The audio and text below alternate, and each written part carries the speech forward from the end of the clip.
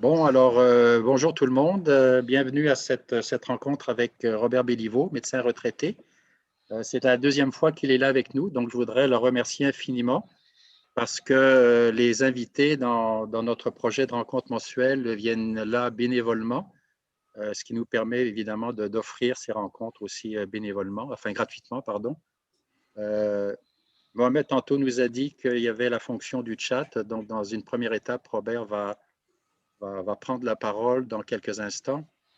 Donc, je dirais privilégier le chat si vous avez des questions en cours de route. Par contre, il est prévu avec Robert que plus tard dans la rencontre, il y a une phase questions-réponses. Donc, vous pourrez également parler, intervenir verbalement si c'est possible.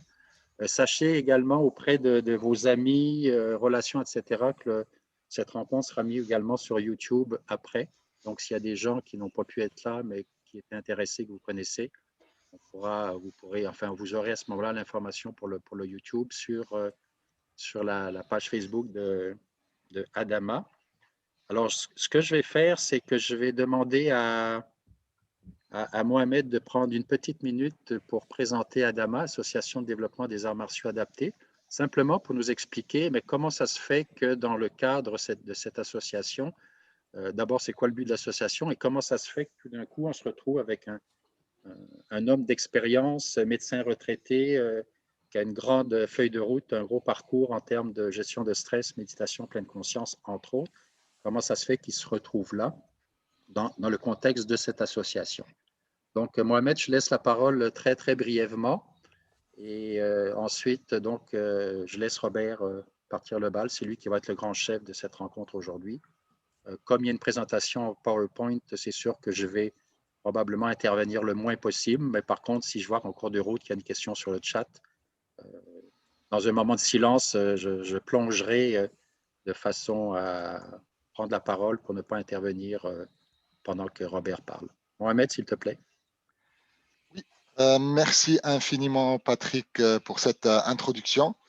Et je voulais également, pour commencer, donner brièvement la parole à Audrey Desins, qui est notre nouvelle directrice générale. Elle est en poste depuis 2 semaines.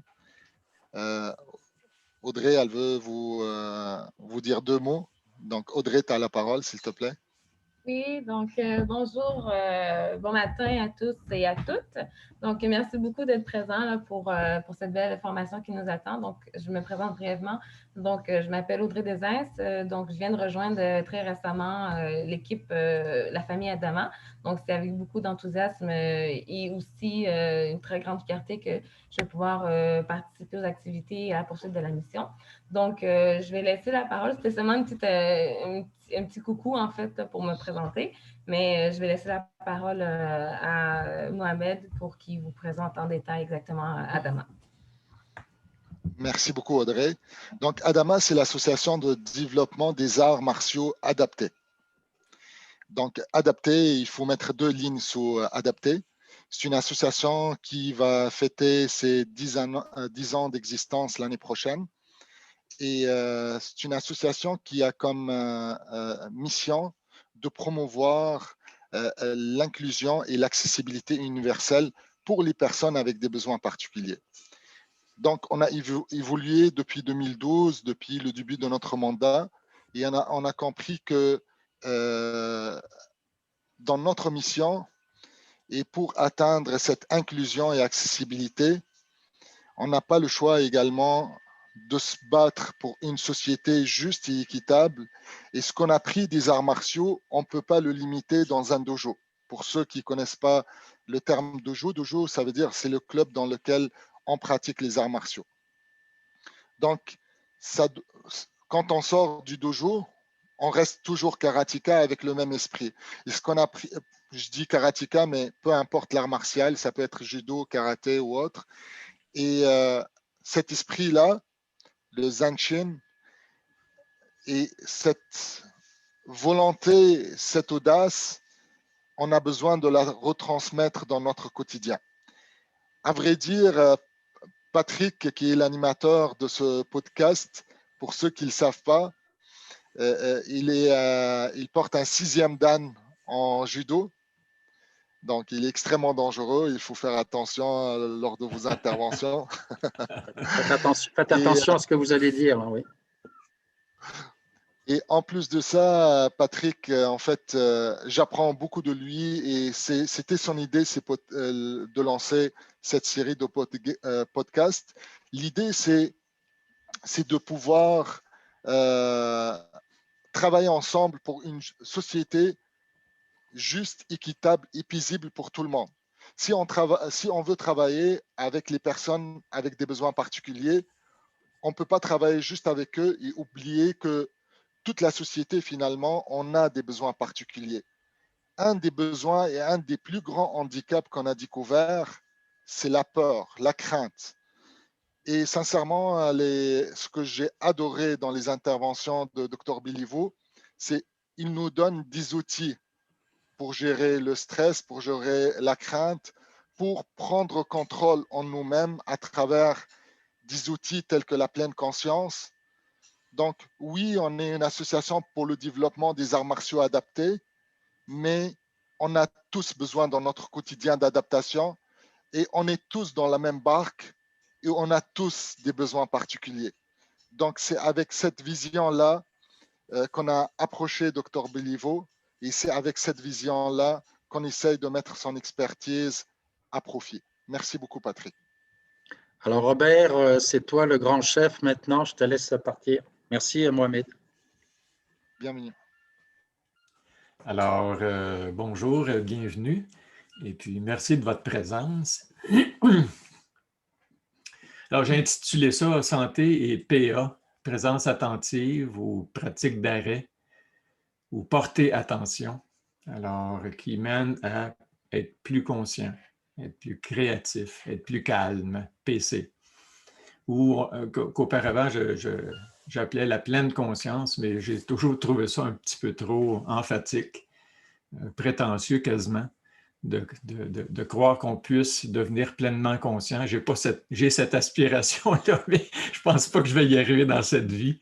Alors, j'essaie de devenir simplement un petit peu plus conscient. Puis c'est le chemin que je vous invite à prendre aussi. Alors, c'est simple. Je suis un homme simple. Je pratique la simplicité volontaire. Je ne mène pas une vie très simple parce que je me suis reproduit 4 fois. Alors, c'est une vie qui est plus compliquée, plus complexe, mais j'essaie de la garder simple dans la mesure où c'est possible. Simple comme A, B, C, D, E. Le A dans notre culture, c'est pour l'argent, l'avidité, l'agitation. Le mantra de notre culture occidentale, en tout cas, c'est peut-être plus c'est mieux. Plus accumuler de l'argent, accumuler du pouvoir, accumuler. L'idée que plus c'est mieux, ça veut dire ce qu'on a, c'est jamais assez. Ce qu'on est, c'est jamais assez. Et ce qu'on fait, ça n'est jamais assez. Ça mène au B, qui est le burn-out. Le C, c'est la compétition, la comparaison, qui nous met en difficulté les uns avec les autres. Le D, c'est la détresse, la dépression, la conséquence du C. Puis le E, c'est pour l'ego surdimensionné. Alors, on va changer ça, là. Je propose plutôt A pour pratiquer l'arrêt qui va nous permettre d'apprécier, qui va nous permettre aussi de calmer, de générer une énergie de tranquillité, d'ouverture, de présence tranquille, de gratitude aussi, donc d'appréciation. Le B, c'est pour bouger, donc l'arrêt, arrêter pour calmer, bouger pour énergiser, pour vitaliser, répondre à ses besoins, accéder aussi à la beauté. La beauté, pour moi, c'est un besoin, c'est un essentiel pour les humains, la quête de beauté. Et le C, c'est pour coopérer, collaborer au lieu de se comparer, de se dévaluer ou d'évaluer les autres, de coopérer, d'essayer de dire ce que j'ai comme compétence, le transmettre, en faire profiter les gens autour de soi, avoir ce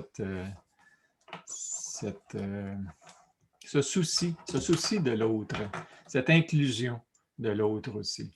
Alors, c'est pour ça que j'aime beaucoup la mission de Adama. Moi, je pense que l'inclusion est absolument essentielle.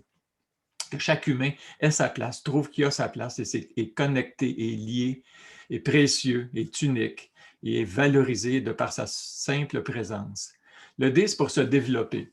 développer nos capacités de s'arrêter, nos capacités de bouger, nos capacités de communiquer aussi efficacement, et puis toute notre vie à être là-dedans. Savoir qu'on n'est jamais un produit terminé, achevé, définitif, mais qu'on est toujours en démarche, en évolution, en transformation. Je suis depuis peu un retraité sur le plan professionnel, mais je ne me considère pas comme un retraité, mais comme quelqu'un qui est en retrait. En retrait, c'est-à-dire légèrement décalé par rapport à la réalité, puis avec beaucoup plus de temps, et puis la possibilité de s'investir, puis le goût de s'investir aussi, puis de faire une différence dans la société, faire mettre son petit grain de sel. Le E, c'est pour s'entraîner et s'entraider. Je dis souvent, si tu veux aller bien, il faut que tu t'entraînes, il faut que tu entraînes le corps, mais il faut que tu entraînes aussi le cœur, il faut que tu entraînes aussi l'esprit. Alors, les trois peuvent être accessibles à l'entraînement. Je dis souvent, si tu n'entraînes pas ton esprit, lui, il va t'entraîner. Ça, c'est clair. Et puis, s'entraider aussi. C'est-à-dire qu'un jour ou l'autre, on a comme humain, en raison de notre fragilité, de notre vulnérabilité, on a besoin d'aller chercher de l'aide. Il n'y a rien d'humiliant à aller chercher de l'aide. C'est humain, tout simplement. Un jour, on a besoin d'aide, va chercher de l'aide. Quand tu vas bien, donne-toi un coup de main. Alors, c'est comme ça qu'on va traverser un petit peu plus harmonieusement cette existence qui est complexe. On le voit actuellement, on est plongé, à peu près l'univers, le monde entier est plongé dans une espèce de crise. Alors, je suis donc retraité. Oups. Voilà. Alors, merci. Merci pour l'invitation. Merci pour votre présence à tout le monde. J'ai une petite citation de Thich Nhat Hanh, qui est un maître zen vietnamien. Il ne sait pas, mais c'est mon père spirituel. Je n'ai jamais dit, mais je le considère comme tel. Quelle que soit la tâche que vous effectuez, faites-la lentement, tranquillement, avec l'attention qu'elle mérite.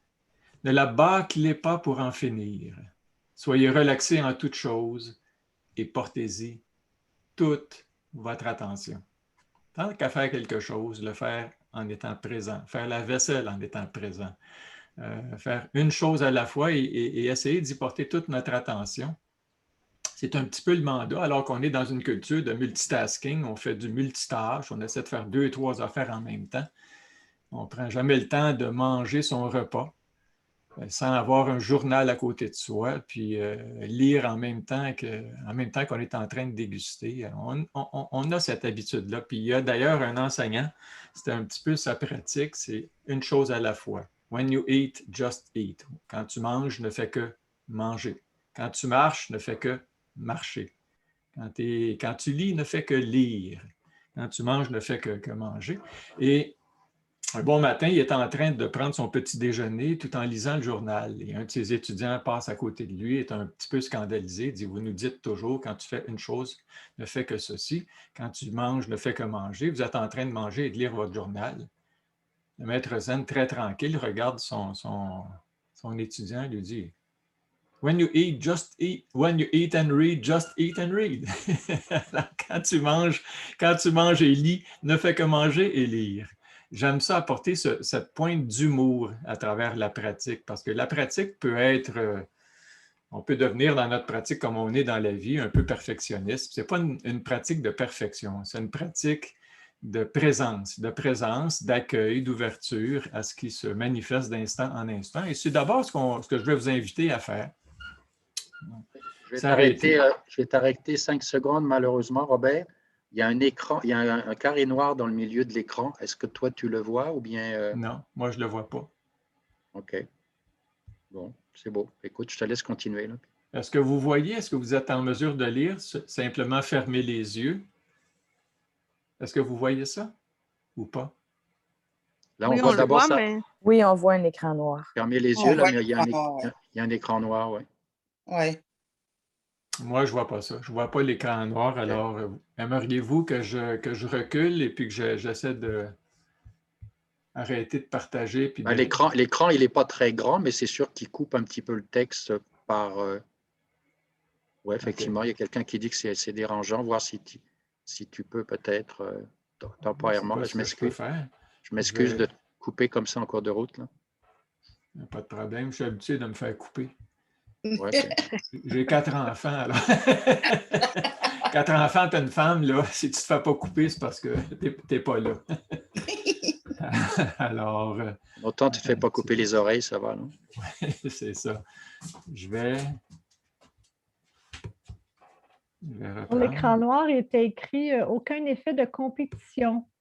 Je ne sais pas si ça peut te donner un cue pour le trouver. Qu'est-ce qui était là? Je vais marquer partager l'écran. Ah, il n'est plus là. Attends une minute. OK, ça a disparu, là. Oui, C'est c'est cool. bien. C'est beau. Parfait, Tout est merci. parfait. Ah, ben voilà. Merci. Voilà. Bravo, Robert. C'est beau. Alors, on s'installe tout le monde. Je vous invite à fermer les yeux. Quelques secondes, simplement. Dans une posture qui incarne la dignité. Donc, le dos droit. Les épaules tombantes, les mains qui reposent sur les cuisses, paumes tournées vers le bas. Les pieds bien ancrés au sol, à peu près largeur des épaules. Et simplement porter attention aux sensations, à l'énergie qui nous habite à cet instant. Est-ce qu'il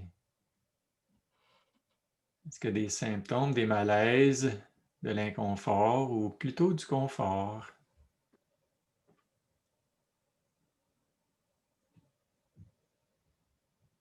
Est-ce qu'il y a des zones de tension, des nœuds dans le corps? La douleur ou non?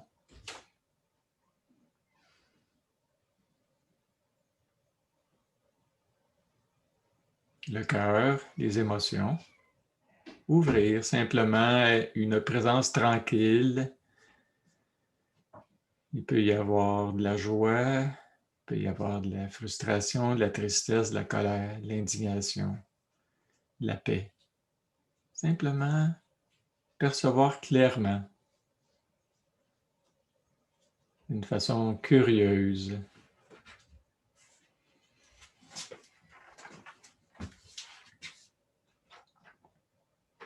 Finalement, les pensées qui traversent l'esprit à cet instant.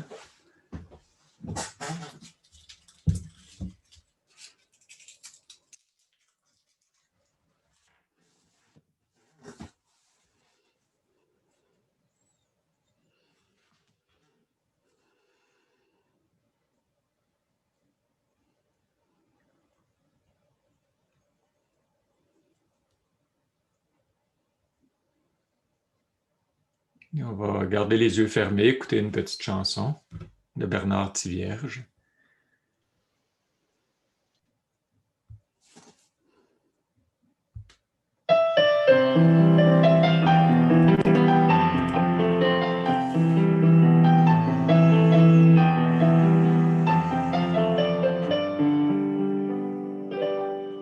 J'ai le goût et je décide de vivre ma vie autrement.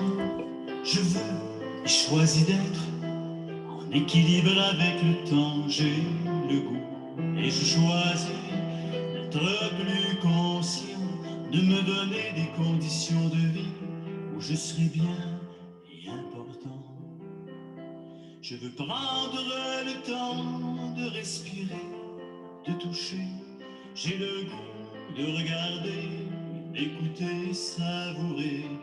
J'ai envie de ressentir, de vibrer, m'émerveiller. J'ai le goût de me faire, me permettre, me plaire. J'ai le goût que ce soit simple, en réponse à mes besoins. Aller vers l'essentiel et de m'aimer tel quel.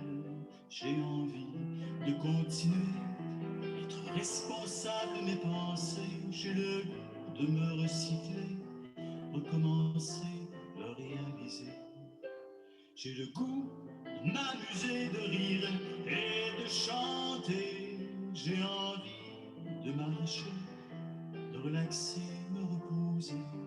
J'ai le goût de partager, d'éprouver du plaisir. J'ai envie de bien me nourrir, de prendre soin de ma santé. J'ai envie d'être moi, de m'accepter tel que je suis. Je veux m'estimer, m'aimer, me pardonner si je me suis trompé. J'ai le goût d'être utile, de contribuer à la société, de faire des choix différents, tout en prenant le temps. Je veux me dépasser, modifier ce que j'ai été, découvrir, devenir, m'adapter, contrôler. J'ai le goût de sourire, d'être heureux aujourd'hui, de poursuivre, de semer, rayonner, récolter. J'ai le goût et je décide de vivre ma vie autrement. Je veux et choisis d'être en équilibre avec le temps.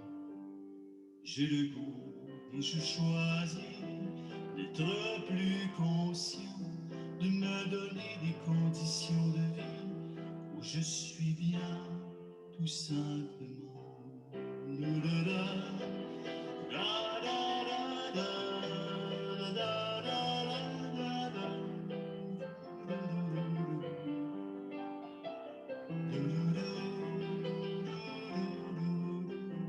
J'ai le goût d'être bien maintenant, tout simplement.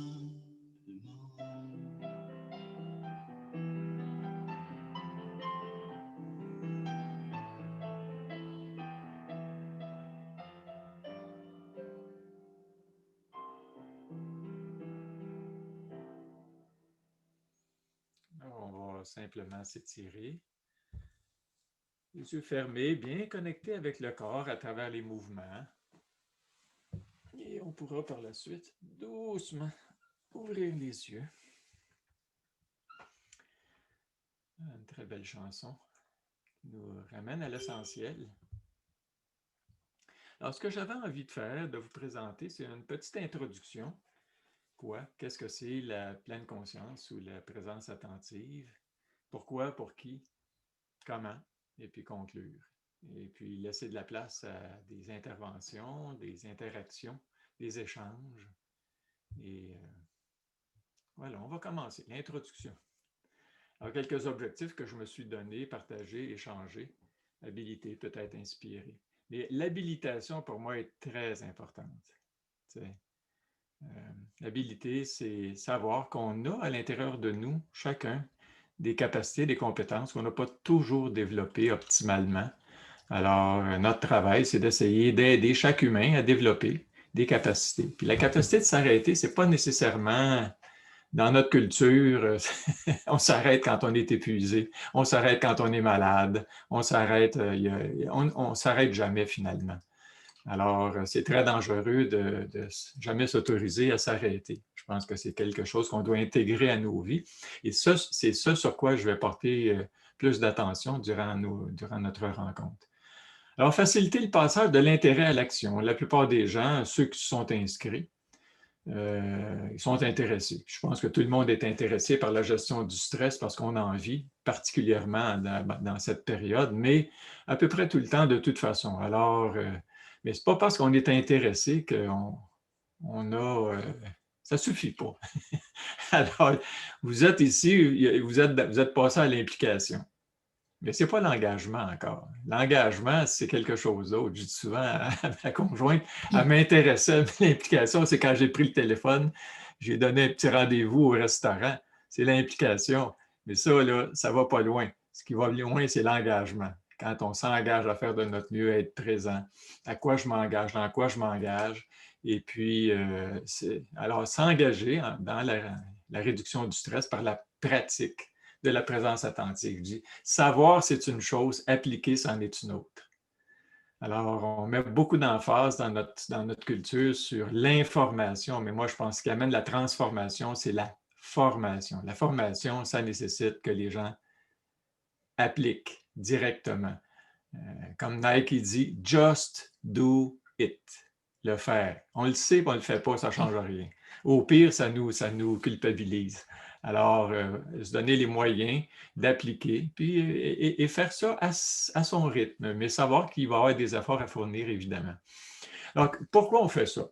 finalement, on est tous intéressés par la même chose. On veut être heureux. Pendant qu'on est ici sur cette planète, on est tous en quête de bonheur. Hein? Puis, bon, ça, c'est un petit... la qualité est mauvaise. C'est la gare du Nord là, qui est en train de gravir une montagne. Et puis, en quête, quelle est la clé du bonheur qui demande à un sage qui est installé là? L'abstinence, la pauvreté, le jeûne et le célibat. Alors, je peux-tu parler à un autre vieux sage un peu plus haut? Ça ne correspondait pas tout à fait à l'idée qui se faisait du bonheur. Alors, on porte chacun une idée. Qu'est-ce qui va nous permettre d'être heureux? Qu'est-ce qui va nous permettre d'accéder à cet état qu'on souhaite? Alors, comment on vit? Est-ce que ce qui est important, c'est de vivre normalement? Moi, il y a des patients qui venaient me voir. Est-ce que c'est normal, docteur? Je leur disais toujours, c'est pas ça qui est important. C'est est-ce que c'est sain? Est-ce que c'est bon? Être normal, ce n'est pas nécessairement être sain. C'est se transformer en normosé souvent.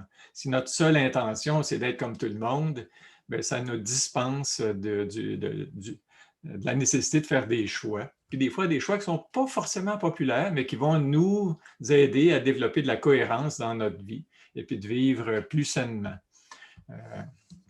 Il y a cette phrase magnifique, on a demandé à un sage, qu'est-ce qui vous surprend le plus dans l'humanité? Il a répondu, les hommes. Parce qu'ils perdent la santé pour accumuler de l'argent. Ensuite, ils perdent de l'argent pour retrouver la santé.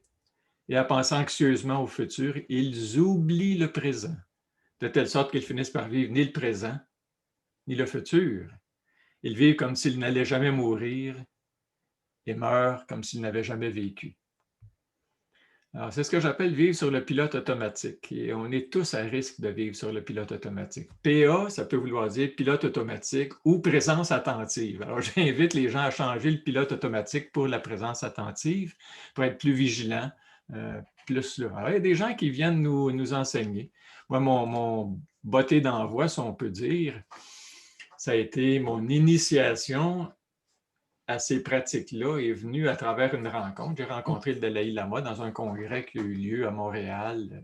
Ça fait 25 ans, 30 ans. Il y a plus que ça. Une trentaine d'années, en tout cas. Ça fait une trentaine d'années. Et puis, il y avait à peu près 2000 personnes. Et puis, ça a été pour moi un moment déterminant où je me suis dit, c'est comme ça que je veux devenir. Je ne deviendrai jamais comme ça. Mais sa gentillesse, son humour, sa présence, sa tranquillité, sa compassion.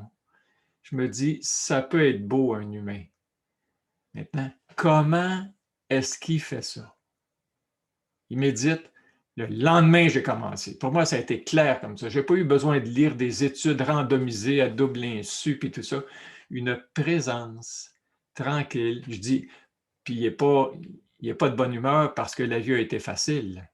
Il y a eu 6000 monastères au Tibet qui ont été brûlés. Il y a eu des milliers de morts de ses compatriotes.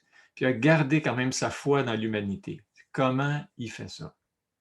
Je vais pratiquer ça. Pour moi, ça a été aussi clair que ça. Alors, l'aspiration commune, la plupart des docteurs ont l'impression que tout le monde veut vivre vieux. Moi, je pense que c'est plus accessible de vivre mieux. Puis peut-être si on vit mieux, on va vivre vieux. C'est comme les gens qui ont une relation amoureuse, puis ils veulent que ça dure. Je dis souvent, vous devriez vouloir qu'elle soit bonne. Si elle est bonne, elle va durer. Alors, souvent, on veut qu'elle dure éternellement. Puis là, on fait des tonnes de compromis, la relation devient toxique, et puis on finit par l'évacuer, la quitter. Alors, se donner des objectifs sains, pour moi, vivre mieux. Vivre mieux, c'est accessible. Vivre vieux, ça dépend d'une tonne de conditions. Certaines nous appartiennent, d'autres nous échappent. C'est pas mal de vivre vieux, mais ça, c'est plus accessible. Le bonheur se cultive, nous dit Mathieu Ricard. Dans son livre magnifique « Plaidoyer pour le bonheur », un livre que j'ai dû lire 3-4 fois. C'est un livre de chevet dans lequel je me retrempe régulièrement. Le bonheur se cultive, le bonheur est une manière d'être. Et les manières s'apprennent. Hey, c'est intéressant, ça. Ça veut dire, tu viens au monde, tu as une capacité d'être heureux, mais ça demande des compétences aussi. Ça demande des attitudes, des comportements, des objectifs plus simples, plus réalistes. Thich Thich Nhat Hanh, dans son livre, son dernier livre, L'art de vivre, il y a eu une paralysie, Thich Nhat Hanh, il a fait un ACV hémorragique. Et puis, il est encore vivant. Il est retourné au Vietnam, là, à ce que je sache, récemment, pour finir ses jours au Vietnam. Son dernier livre, L'art de vivre, est absolument, pour moi, c'est un trésor. Il dit là-dedans, le nombre de jours que nous avons à vivre n'est pas si important. Ce qui importe, c'est comment nous les vivons. Alors, c'est là que la pratique de l'attention devient extrêmement précieuse pour nous aider à mieux vivre tout ce qu'on a à vivre et rencontrer des fois des situations problématiques. Alors, l'objectif, c'est de voir clair, finalement. Pourquoi on pratique la pleine conscience ou la présence attentive? C'est pour voir clair. On est tous des pèlerins, hein, en quête de vérité. Alors, il y en a qui prennent le chemin, puis il y en a qui reviennent du chemin. C'est pas toujours agréable de voir les choses telles qu'elles sont. Il y a des choses qui sont plaisantes dans la vie, mais il y a des choses douloureuses et difficiles aussi. Juste de reconnaître ça, d'être conscient que la vie est quelque chose de difficile puis d'éprouvant aussi. La souffrance existe. Dans la tradition bouddhiste, ils disent la vie s'est rencontrée, il y a 20 000 peines, 20 000 joies. Alors, notre tendance, c'est d'aller vers la joie puis d'éviter la peine, mais ça fait partie aussi de notre existence, de chaque humain. La souffrance, nous dit Thich Nhat Hanh, est le moyen par lequel nous pouvons nous libérer.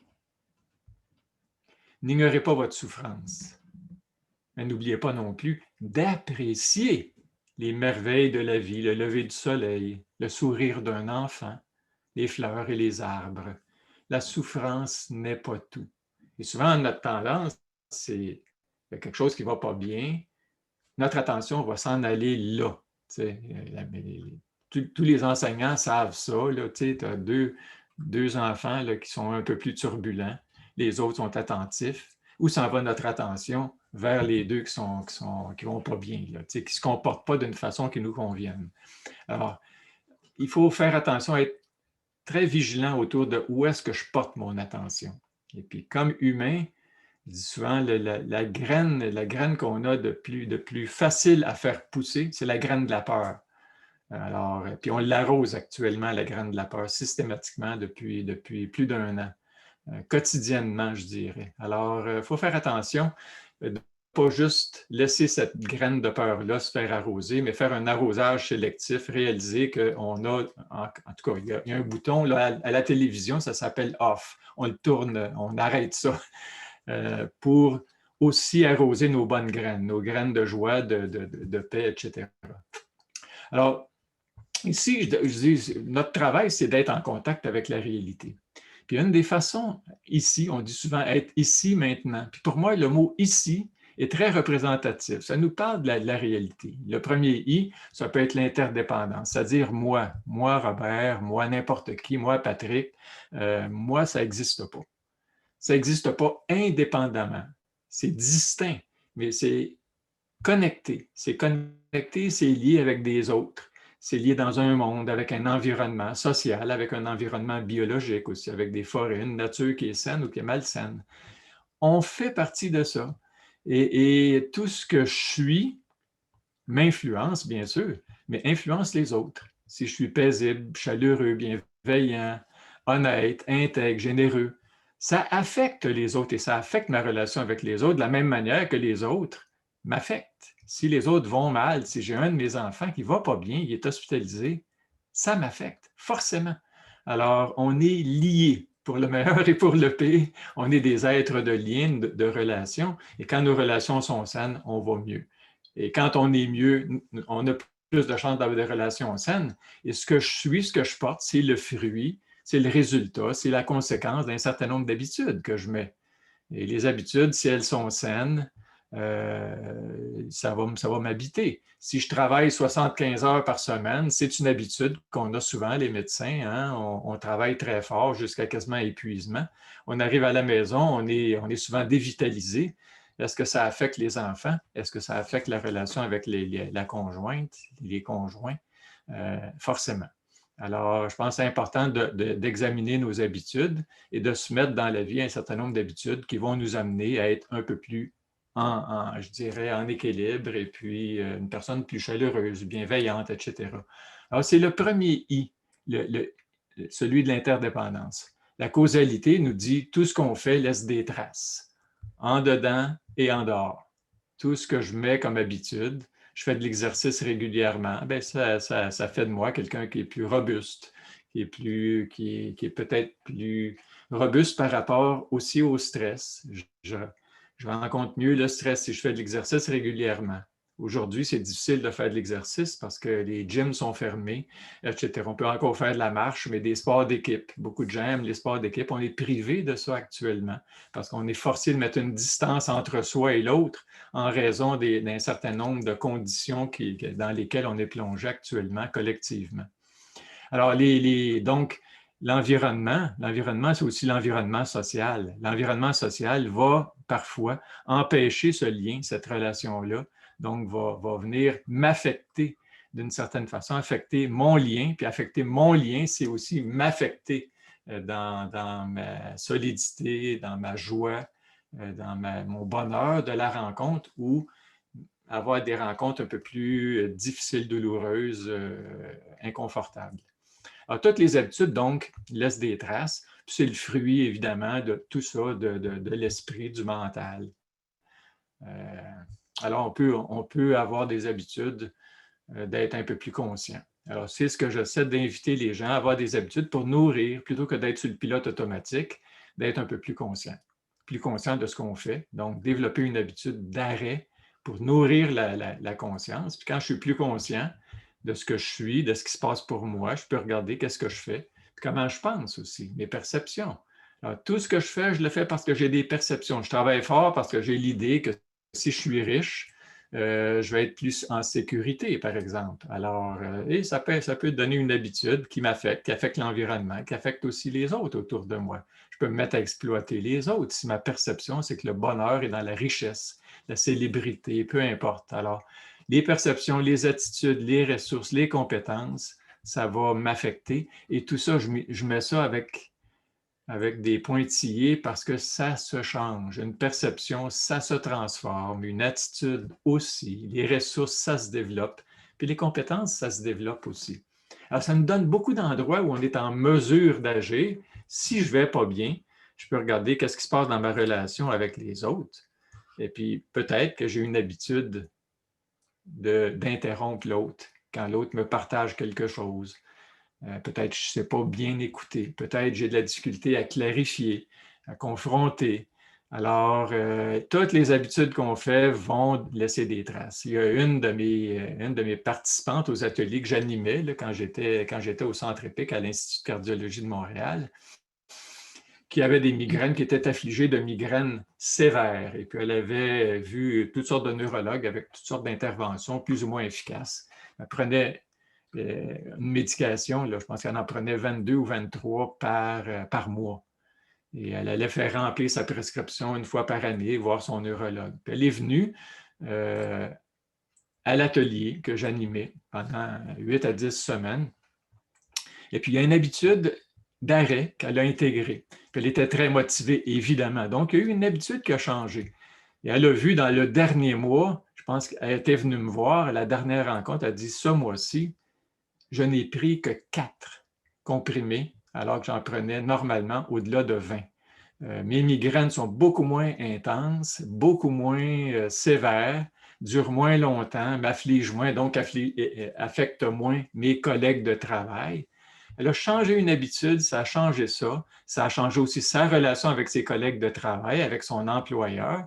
Et ça l'a aussi changé sa perception par rapport à son pouvoir. Ça l'a réhabilité son pouvoir. C'est dit, hey, j'ai beaucoup plus de pouvoir que ce que je pensais.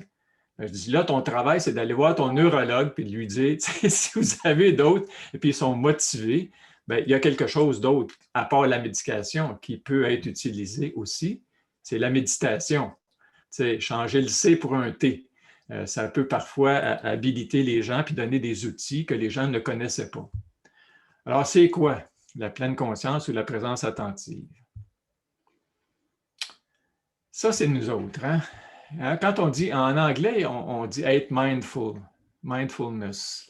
Est-ce que ça s'écrit comme ça? Être attentif pour avoir l'esprit plein, mindful.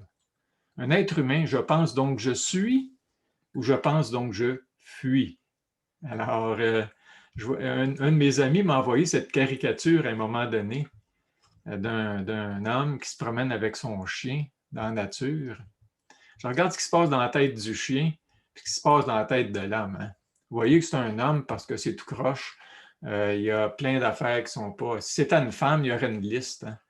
Et puis, probablement que ça ne rentrerait pas non plus là, dans l'écran. C'est pour ça qu'ils ont mis un homme là. Puis je dis, notre travail, c'est quoi? C'est de s'entraîner pour devenir comme un chien une fois de temps en temps. Là, ça ne veut pas dire que penser, c'est mal. Ça veut dire qu'à un moment donné, il faut juste être présent. Présent sensoriellement, sensuellement.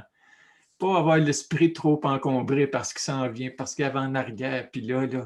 On est là, mais on n'est pas là. Alors, on est là, mais l'esprit est ailleurs. Alors, toute notre pratique, c'est que le corps soit là, que le cœur soit là, puis que l'esprit soit là à la même place. En reconnaissant que comme humain, on a une tendance à projeter, anticiper, prévoir, prévenir, puis on est surtout préoccupé. Alors, préoccupé, c'est pas être très, très, très, très heureux. C'est pas être présent à ce qu'il y a. Alors, la pleine conscience, ça, c'est un de mes garçons, mon plus vieux.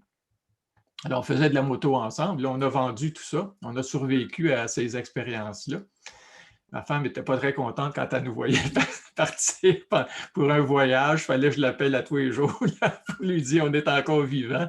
Donc, on est partis ensemble quelques fois, faire des voyages. Puis je disais à Guillaume, je dis, tu sais, quand tu embarques là-dessus, il faut que tu saches ce qu'il y a en avant, ce qu'il y a en arrière, ce qu'il y a sur les côtés, puis surtout, qu'est-ce qui se passe en toi.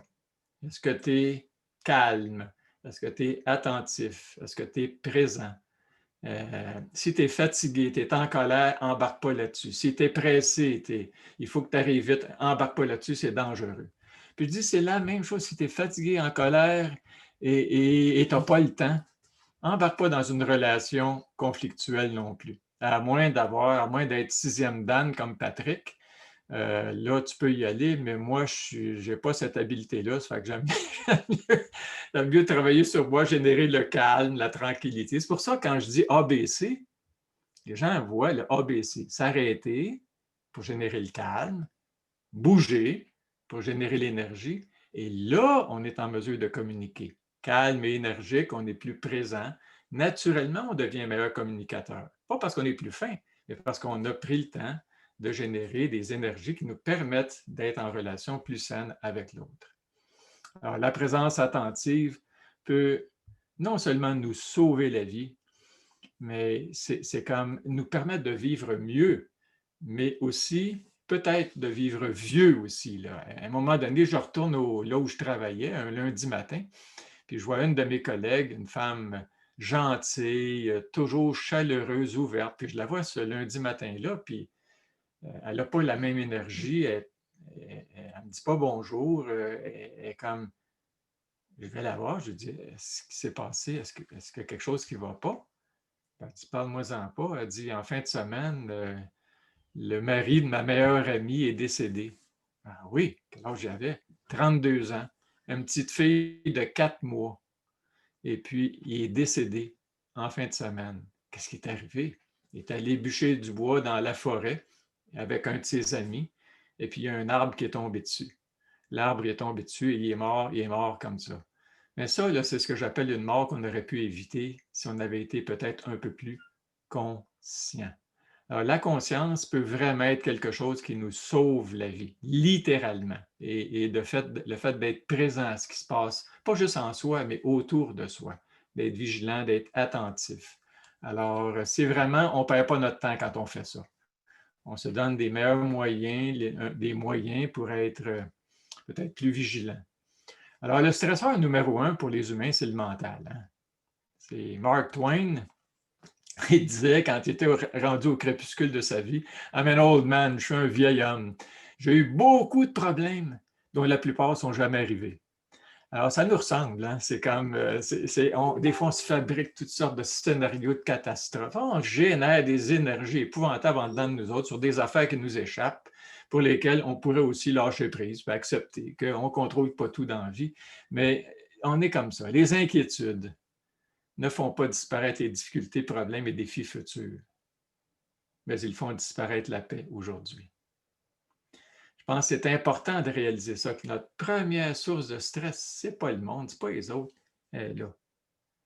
J'écoute les nouvelles de ce temps-ci, puis de quoi on parle. Ce n'est pas ce qui se passe qui est énervant, c'est ce qui s'en vient.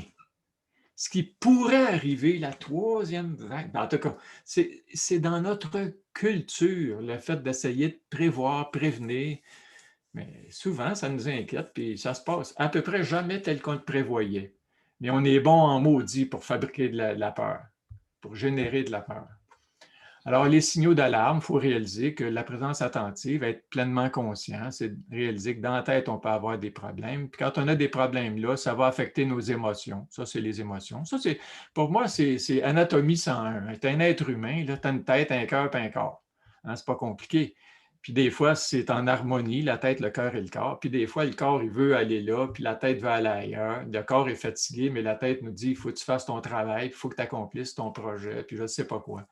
Alors, il n'y a pas toujours d'harmonie entre ceci et cela. Les bras, ça représente la connexion avec les autres. Un humain, c'est un être de connexion. Puis les pieds, ça représente le pouvoir, la mobilité, le pouvoir qu'on a. Alors, on a des signaux dans la tête, dans le cœur, dans le corps et aussi dans nos liens. Alors, d'être vigilant, d'être attentif, ça veut dire savoir ce qui se passe pour moi. Et c'est pour ça la première pratique qu'on a faite, c'est d'abord pour prendre conscience, un petit peu. Commencer à connecter, à ouvrir qu'est-ce qui m'habite actuellement. Et ce qui m'habite, c'est le fruit de tout ce que j'ai pratiqué. Alors, puis des fois, ça m'invite à pratiquer autre chose, à changer mon habitude, changer une attitude, changer un objectif. Alors, donc le ABC, quand j'enseigne la pratique, on commence toujours par le corps. Parce que le corps ne ment pas. Alors, les premières pratiques qu'on fait dans les ateliers de réduction de stress, c'est le scan corporel, c'est rentrer en contact avec le corps. Et apprécier aussi. Quand ça va bien, on est-tu bien quand on est bien? On est-tu bien quand on a pas mal aux dents? Si tu as déjà eu une rage de dents, là, tu dis, on est-tu bien quand on n'a pas mal aux dents, ou quand on n'a pas de migraine, ou quand on n'a pas de mal de dos, ou peu importe. Là, quand le corps va bien, on peut-tu l'apprécier? Et puis pas attendre que ça aille mal pour l'apprécier quand ça va bien. Je m'ouvre les yeux le matin, j'ai failli perdre un œil, moi, à un moment donné, j'ai eu un décollement de la rétine. Bien, vous savez quoi? Et puis qui a été réparé, Dieu merci, par des gens compétents et gentils en plus. Ça, si vous trouvez un docteur qui est compétent et gentil, faites-y une fleur, envoyez-y, prenez-en soin, c'est rare et précieux. En tout cas, j'essaie d'en prendre soin de mon ophtalmologiste. Quand j'étais en voyage, j'envoyais une carte postale à chaque fois. Là, il n'y a plus de voyage. Mais en tout cas, pour lui dire que je vois bien. Et puis, c'est un cadeau de la vie. Mais quand je me lève à chaque matin, je m'ouvre les yeux, je me dis, hey, je vois clair. Quel bonheur. Mais ça, c'est le fruit d'une pratique aussi. Dire l'intention d'apprécier ce qu'on a. Pas attendre de le perdre avant de commencer à l'apprécier. Alors, connecter en soi d'abord pour mieux connecter avec les autres. L'objectif, c'est la connexion saine parce qu'on est des êtres de relation, les êtres humains. Pas plus compliqué que ça. Alors, méditer. Qu'est-ce que ça veut dire? Quand on dit, c'est quoi la méditation? Ben, c'est un entraînement. Entraîner notre esprit. Puis quand on commence à s'arrêter, à méditer, quand j'ai commencé à méditer, je suis venu en contact avec ça. Le mental singe, le fou du village, là, tu sais, l'énervé du village. Je m'assois, là, je suis posé d'entrer en contact avec mon souffle. Et là, mon esprit commence, hey, respires-tu assez profondément? Trop profondément? C'est-tu correct comment je respire?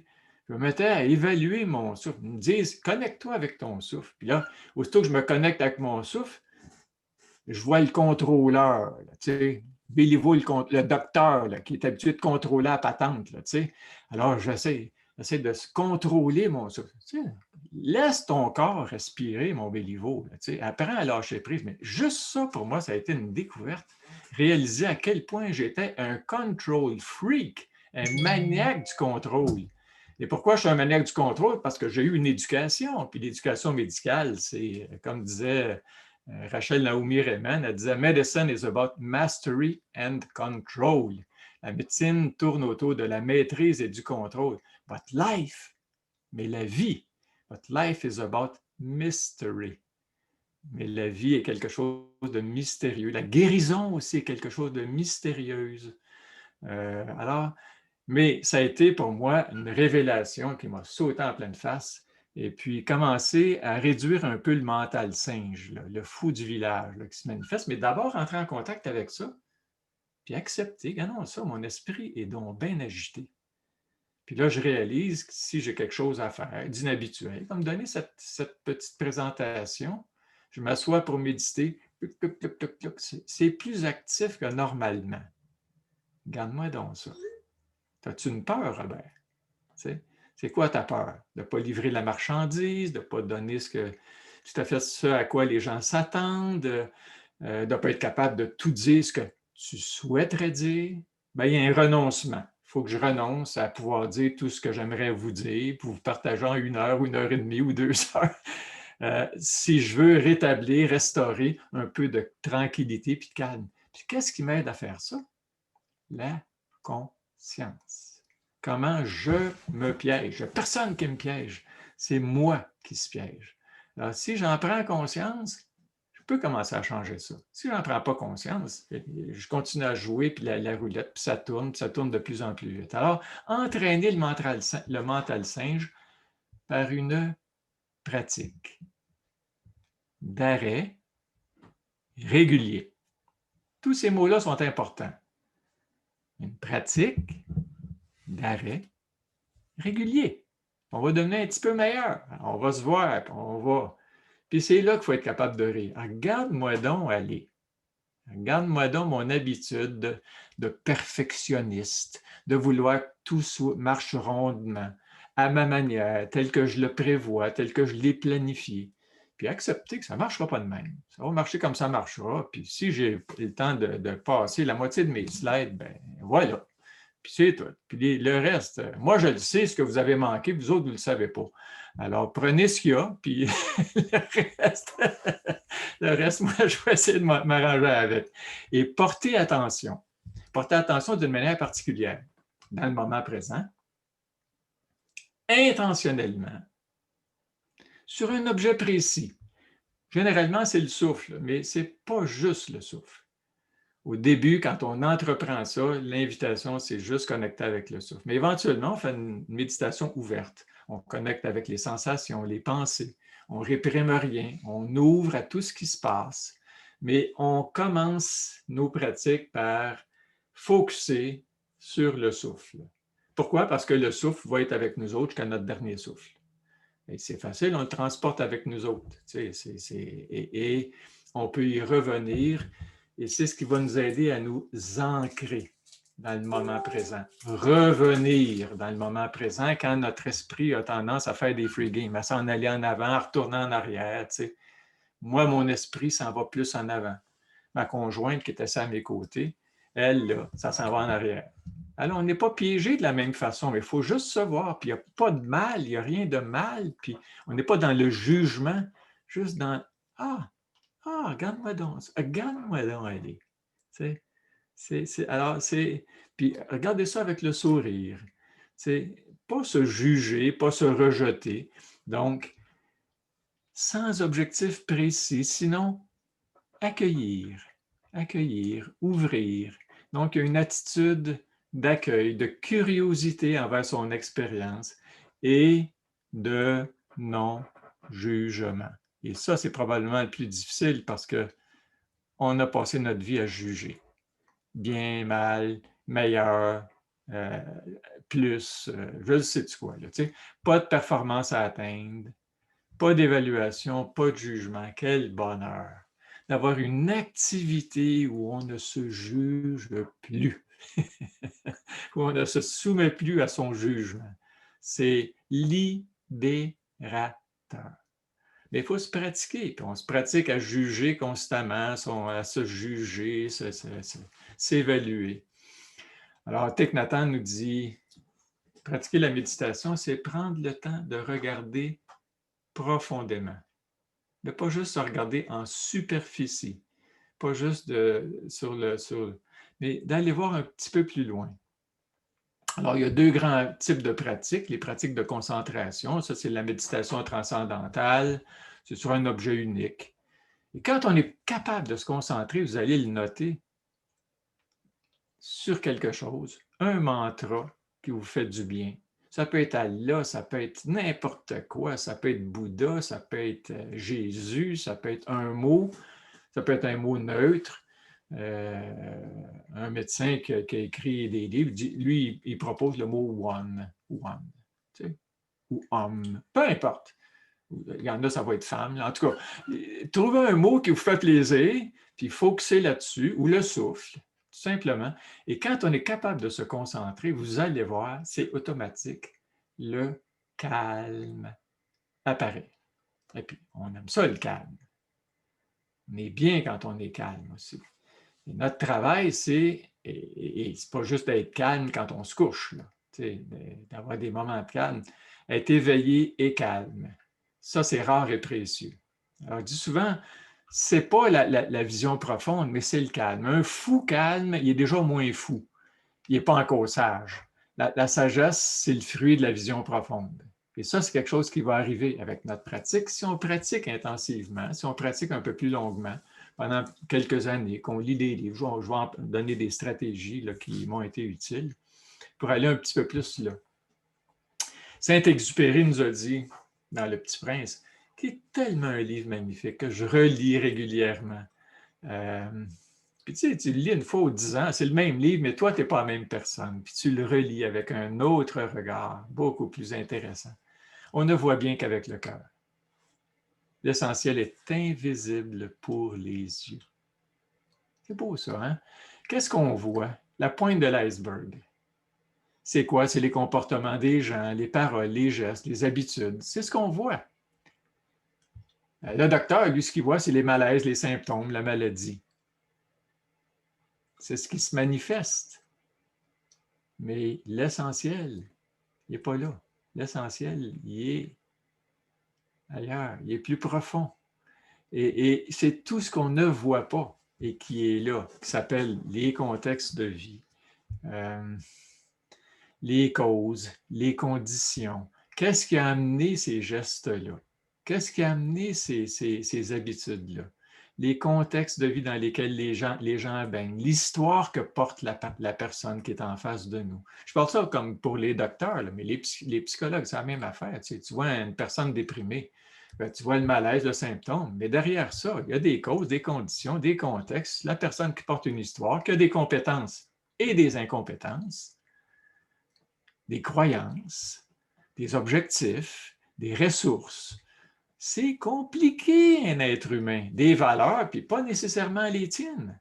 Ils ont des valeurs qui sont les leurs, puis ils ont le droit de les protéger, les valeurs qu'ils ont, de vivre en cohérence avec leurs propres valeurs, etc., etc., etc. Ils ont des objectifs aussi, des fois, qui peuvent être malsains, qui peuvent entraîner une souffrance énorme. Alors, prendre le temps d'explorer tout ça, moi, ça nous invite, quand je dis souvent, je parle à des docteurs, à une médecine plus lente. Slow medicine, une médecine d'écoute, puis que le lien, on l'approfondisse, qu'il y ait une relation de confiance qui s'installe. Alors d'abord, s'arrêter, s'apaiser, c'est très simple, très efficace et très facile. Puis je dis aux gens, commencez ici. S'arrêter 3 à 5 minutes, 3 fois par jour. Comment ça, 3 à 5? Ben oui. Tu as juste 3 minutes devant toi, là. Ben, tu peux prendre 1 minute de respiration consciente, 1 minute, c'est-à-dire 1 minute pour connecter avec le corps, 1 minute de respiration consciente, et puis 1 minute après ça, quand tu termines ta respiration consciente. Alors là, je vais vous inviter à faire un petit arrêt de Là, je parle, là, moi, là, ça fait longtemps. Là, vous devez être tanné de m'entendre. Là. Vous pouvez vous lever un peu, là, vous étirez un petit peu, puis on va s'arrêter 3 minutes. 5 minutes, mettons. Et puis, je vais faire encore une petite pratique d'arrêt avec un petit logiciel que j'ai qui s'appelle Insight Timer. Là, je vais vous en parler un petit peu plus tard. Tu peux le mettre pour 20 minutes, 25 minutes, 3 minutes, etc. Alors, là, je vais le mettre pour 3 minutes. Et puis, on va s'installer, tout le monde, si vous voulez. Je vous invite à le faire. C'est pour ça que je suis là. C'est pas juste pour vous rentrer dans la tête.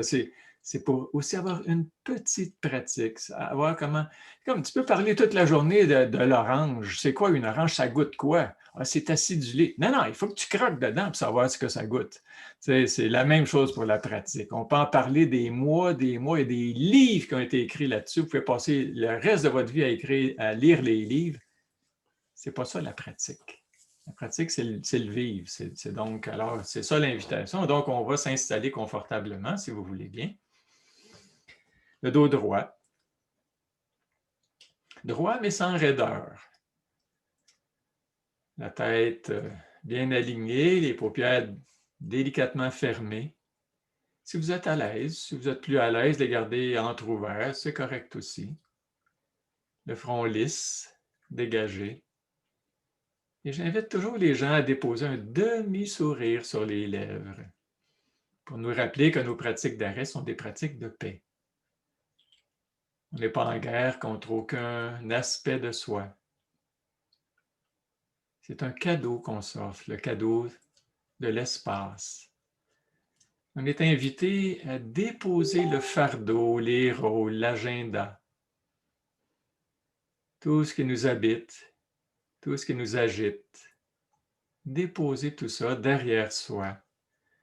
Revenir dans la simplicité de ce moment et entrer en contact avec le corps, comme on a fait au départ. Le corps, le cœur et l'esprit.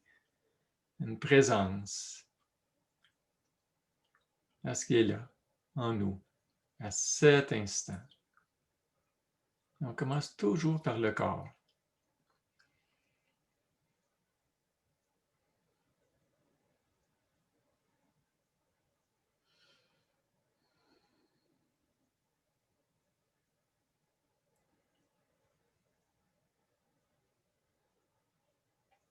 Le cœur, donc les émotions, si émotions il y a.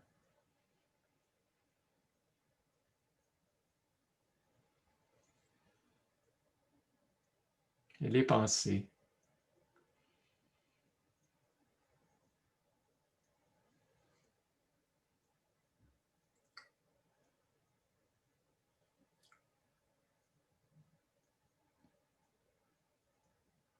Qui peuvent prendre la forme d'un jugement, d'une évaluation, d'une opinion.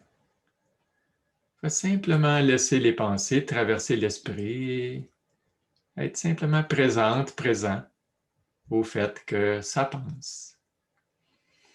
Pendant les 3 prochaines minutes, je vais vous inviter à connecter avec un phénomène à la fois banal et pourtant vital, qui est le souffle. Ce souffle-ci. On peut, les 2-3 prochains cycles respiratoires, inspirer de façon un petit peu plus profonde.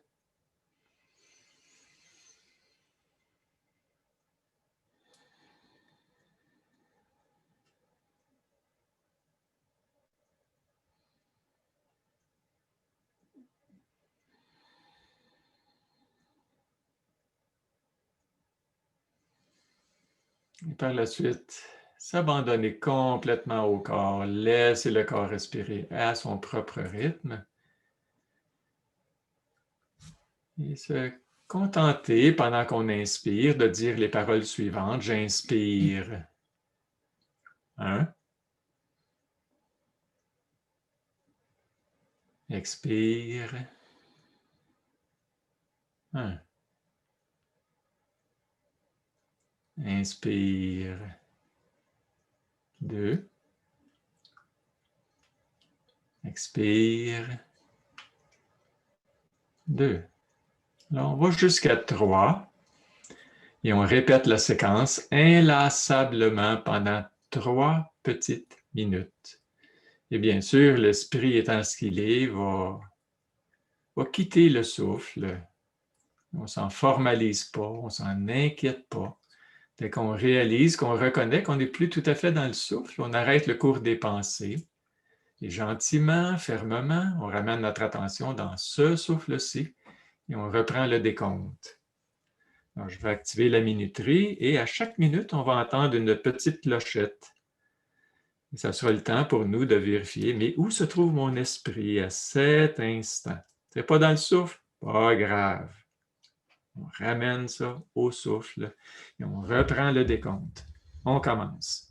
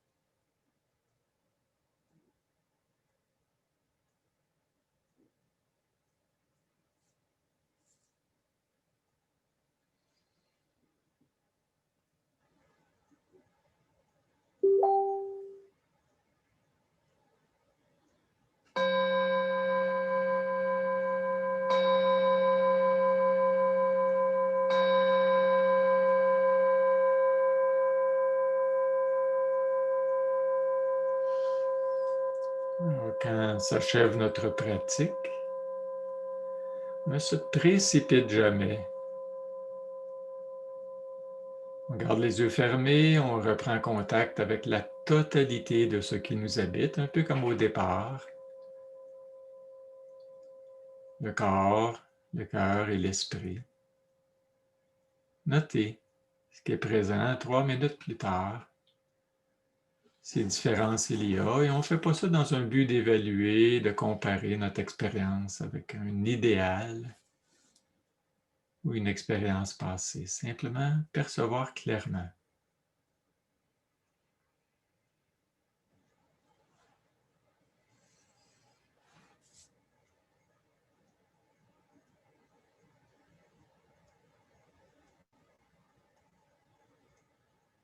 À chaque fois qu'on s'accorde, qu'on parvient à s'arrêter quelques minutes, sans égard à ce qui s'est passé pour nous, nous invite à se remercier, se féliciter, ne pas juste le savoir, mais de le faire, de l'appliquer.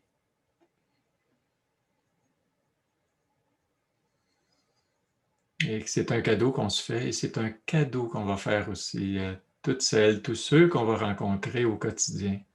Peut-être leur offrir une personne plus tranquille, plus ouverte, plus chaleureuse, plus calme. Alors, on s'étire en douceur, les yeux fermés, bien connectés avec le corps à travers les mouvements. On pourra par la suite ouvrir les yeux. Et puis, peut-être, Patrick, si tu veux, s'il y a des gens qui ont envie de s'exprimer autour de cette pratique-là, est-ce que ça a été facile, agréable, difficile, etc. S'il y en a qui ont envie de s'exprimer, peut-être. Donc, si la porte est ouverte, s'il y a des personnes qui veulent prendre la parole, donc il faudrait ouvrir le micro, s'il vous plaît. S'il y en a 25 en même temps, il va falloir gérer. S'il y a personne, ben, on continue. Et puis, s'il y a quelques personnes, on prend le temps avec Robert.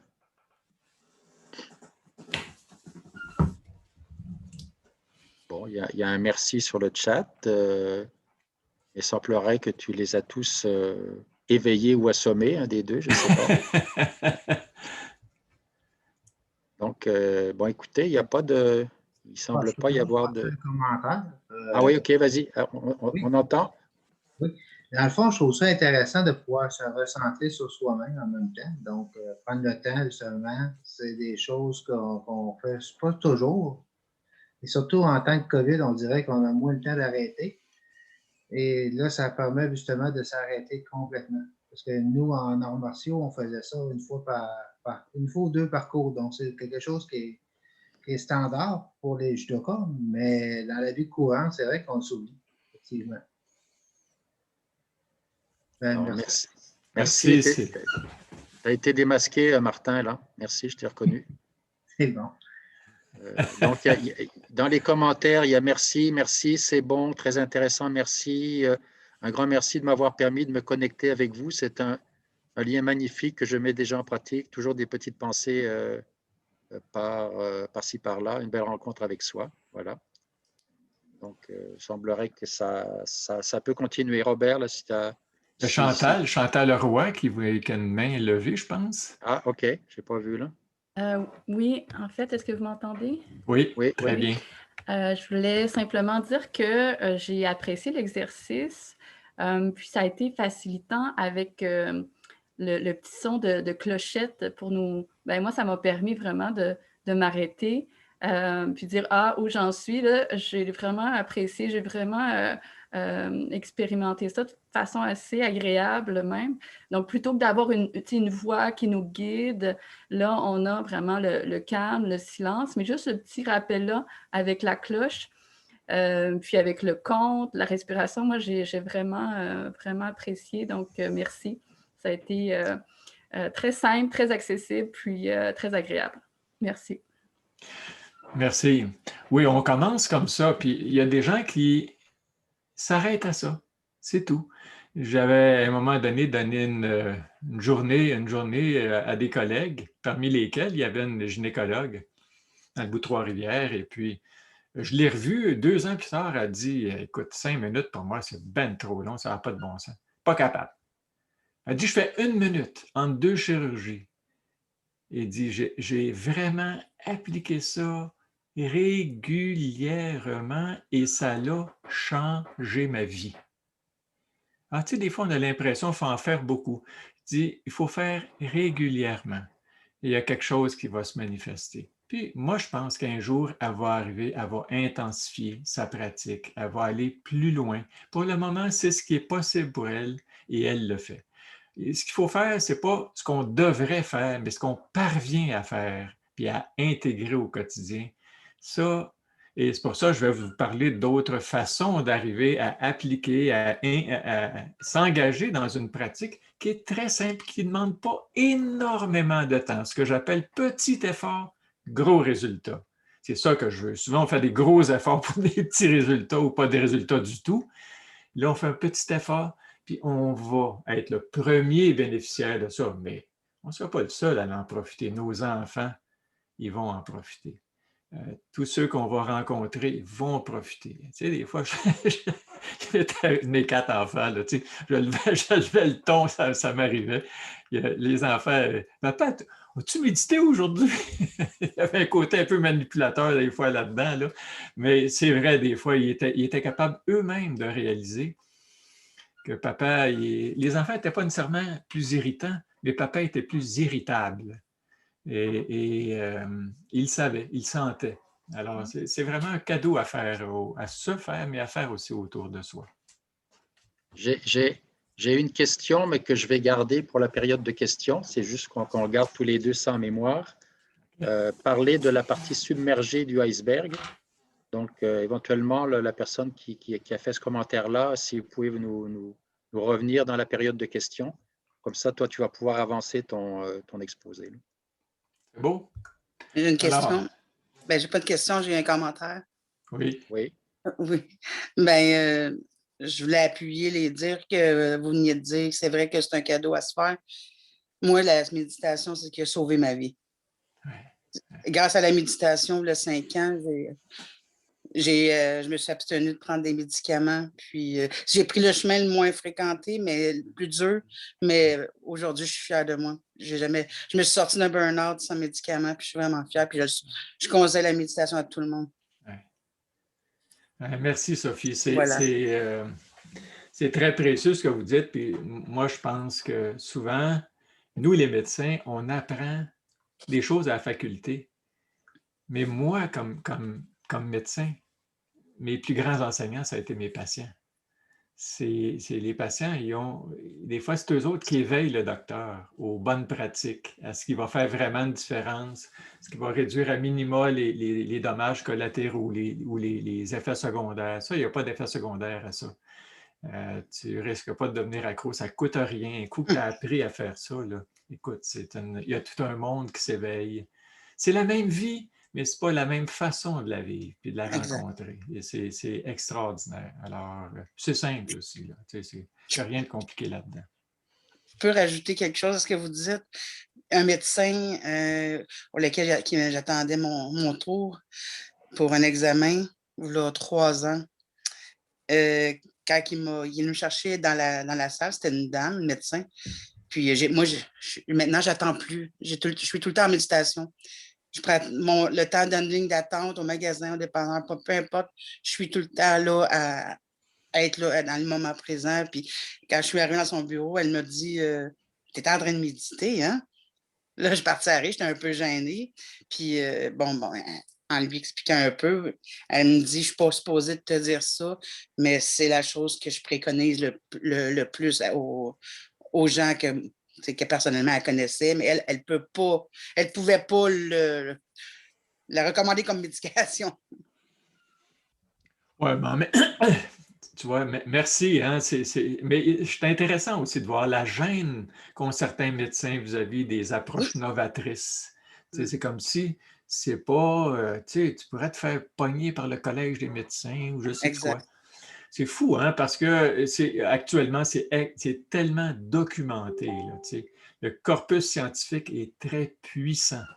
Alors, il n'y a pas un docteur qui va se faire jamais poursuivre d'avoir proposé ça. Alors, pourquoi, pour qui? Je vais en parler un peu. Là, pourquoi on fait ça? Pour qui? À qui ça s'adresse? En résumé, c'est à 100% du monde. Pour qui? Les seules exceptions, je dirais, si quelqu'un est en délire et vraiment psychotique, là, ça, je ne le recommanderais pas. Mais de toute façon, il ne serait pas porté à faire ce type d'événement-là, d'activité-là. Pour le reste, là, vivre le moment présent. Un des cadeaux que tous les enfants, on a la chance, nous autres, d'avoir un petit-fils de 2 ans, là.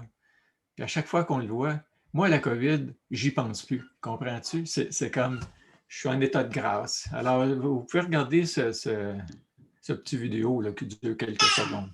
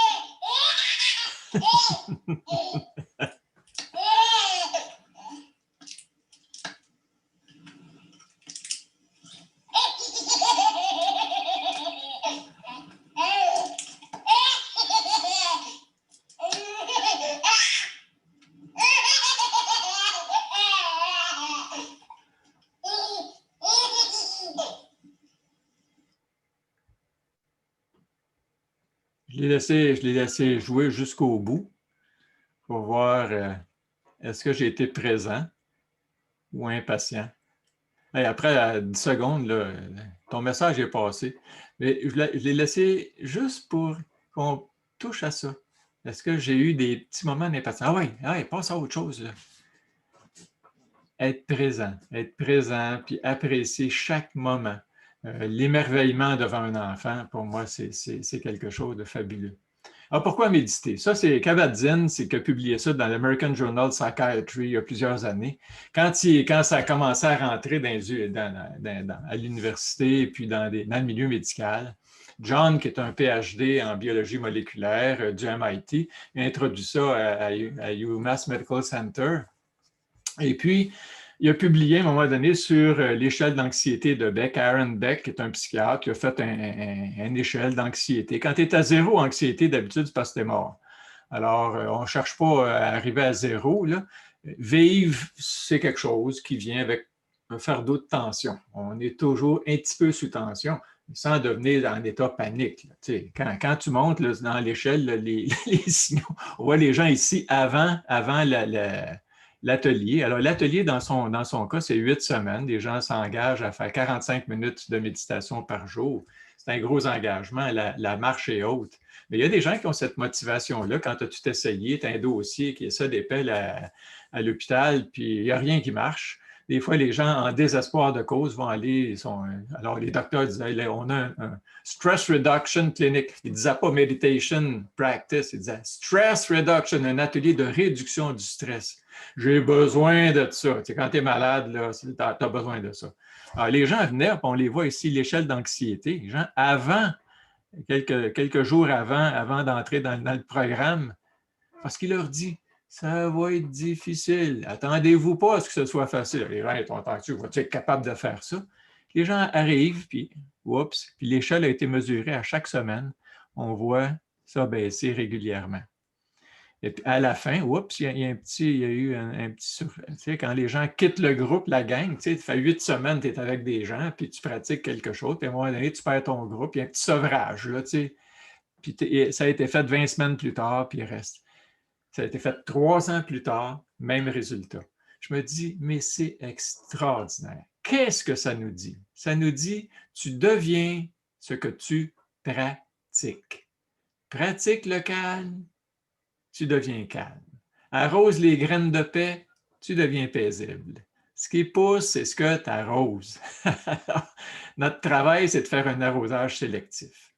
Arroser les bonnes graines. Puis ici, il y a l'échelle de dépression de Beck aussi, Aaron Beck. C'est sans antidépresseurs. Là. On voit les gens avant, pendant, après. C'est extraordinaire. Ça dit, on a du pouvoir. Et notre travail, c'est de l'actualiser, de l'activer, ce pouvoir-là. Il existe chez chaque humain qui s'en donne la peine. Ce qu'il faut, notre travail, c'est de créer les contextes où on va pouvoir le faire. Vous le faites, vous autres, quand vous êtes au dojo, vous créez un contexte qui est facilitant. Le travail, c'est d'amener ça dans sa vie et puis de l'intégrer à sa vie après ça. Puis pas, un coup que j'ai perdu mon groupe, ben je reviens comme avant. Non. C'est comme une pilule que tu ne prends pas, ça ne marche pas. C'est la même chose pour ça. Si tu ne pratiques pas, les résultats ne resteront pas. Alors, John a écrit Full Catastrophe Living, là, un livre très épais là, qui a été traduit finalement en français, Au cœur de la tourmente, la pleine conscience. Et bon, il y a eu plein d'autres livres, la thérapie cognitive basée sur la pleine conscience pour la dépression, méditer pour ne plus déprimer. Ça c'est le groupe d'Herbert Benson au Massachusetts General Hospital. Il y a un groupe qui appelle ça Relaxation Response. Benson, c'est le premier cardiologue il est encore vivant à ma connaissance. La dernière fois que je l'ai vu, il avait 86 ans, puis c'est lui qui donnait le speech d'introduction. C'était une semaine complète sur Mind, Body, Medicine, les approches corps-esprit, qui sont très en vogue aux États-Unis, parce que ça coûte cher la médecine aux États-Unis, hein, encore plus cher qu'ici. Et puis quelqu'un qui se rend à l'urgence, écoute, il sort avec un méchant bill, puis les compagnies d'assurance, ils payent pour ça. Ils payent pour ça, pourquoi? Parce que il y a eu des recherches qui ont été faites là-dessus. James Stahl a publié ça dans le PLOS Magazine. C'est disponible sur Internet, hein, si jamais ça vous intéresse. Ça, c'est Public Library of Science. C'est merveilleux, l'Internet aussi. Il y a des bonnes affaires qui sont là-dedans. Alors, ils ont fait une étude, puis ont suivi les gens qui ont suivi leur atelier. Pas tout à fait le même atelier que celui de Kabat-Zinn, mais c'est un atelier qui se ressemble. C'est d'habiliter les gens, leur donner accès à des ressources. Et puis, ce qu'ils ont vu, c'est qu'un an plus tard, les interventions ont été réduites de 43%. Tous les événements qu'ils appellent billable events, pour lesquels ils peuvent facturer, aller au laboratoire, etc. Alors, l'imagerie médicale diminuée de 50%, moins d'examens. Alors, ils vont sauver de l'argent. Il faudrait que le ministre des Finances voit ça et dirait « Hey, c'est là qu'il faut aller. » C'est ça qu'il faut faire. Parce qu'il y a tellement de détresse actuellement dans la société qu'on ne peut pas prendre les gens individuellement. Il faut les amener en groupe, en gang, puis faire ça en gang. Puis là, on apprend les uns des autres, puis on réalise d'abord qu'on n'est pas tout seul à souffrir. Tout le monde souffre, mais en silence. Puis on pense tous qu'on n'est pas normal. On a un trouble anxieux généralisé. Moi, je suis un TAG. Toi, tu es un quoi? Moi, je suis un TOC, un trouble obsessif-compulsif ou un trouble d'obsession de COVID-19. Alors, on a toutes sortes d'appellations. Moi, j'invite les gens à arrêter l'appellation. Je vais arrêter ici et je vais parce que je vais plutôt... Oups. Je vais arrêter ici. Attendez un peu. J'essaie de me sortir de ça. Qu'est-ce que j'ai fait là? Pour te donner une idée, Robert, il est 11h35. Oui, c'est ça. C'est pour ça que je voulais arriver à comment. C'est plus ça qui est important pour moi. J'essaie de sortir de ça, puis je ne suis pas capable. L'autre a mis en évidence votre vidéo pour tout le monde. Attends un peu. Avance-les peut-être. Tu peux juste avancer. Avance tes slides. Ouais, c'est parce qu'il y en a. J'en ai beaucoup de slides. J'aimerais ça passer direct. Est-ce que vous voyez ça actuellement? Non, on ne voit rien du tout. Vous ne voyez rien. Non. Ben, c'est-à-dire qu'on voit du monde, là, mais... On te voit. Ouais. Vous me voyez. Comment je fais pour sortir de ça? Je vais chercher Guillaume. D'habitude, je pèse sur ESC, Escape, puis... Si tu fais contrôle puis escape en même temps, non? Escape, non? Il y a quelque chose de gelé dans mon affaire. Je viens de faire une erreur. Ça va prendre le chef, là... Tu vas chercher Guillaume? Non, je ne pense pas qu'il soit capable de régler ça, Guillaume. Je pense qu'il... Sur n'importe quel Python, il n'y a plus rien qui répond en ce moment. Peux-tu continuer sans les diapos? Oui, ben, je peux continuer sans les diapos. En fait, quelle heure tu dis? 11h35. OK. Écoute, ce que je voulais surtout partager, c'est le comment. Et puis, j'ai beaucoup d'acétates sur des livres qui peuvent nous aider, nous accompagner, des pratiques simples, les pratiques accessibles, les pratiques avec lesquels on peut commencer cet engagement-là. Il y a dans les ressources, il y a Petit Bambou, moi, que j'utilise, que je conseille fortement, dans lequel il y a la première séquence est gratuite. Il y a 8 petits vidéos. C'est 15 minutes à peu près.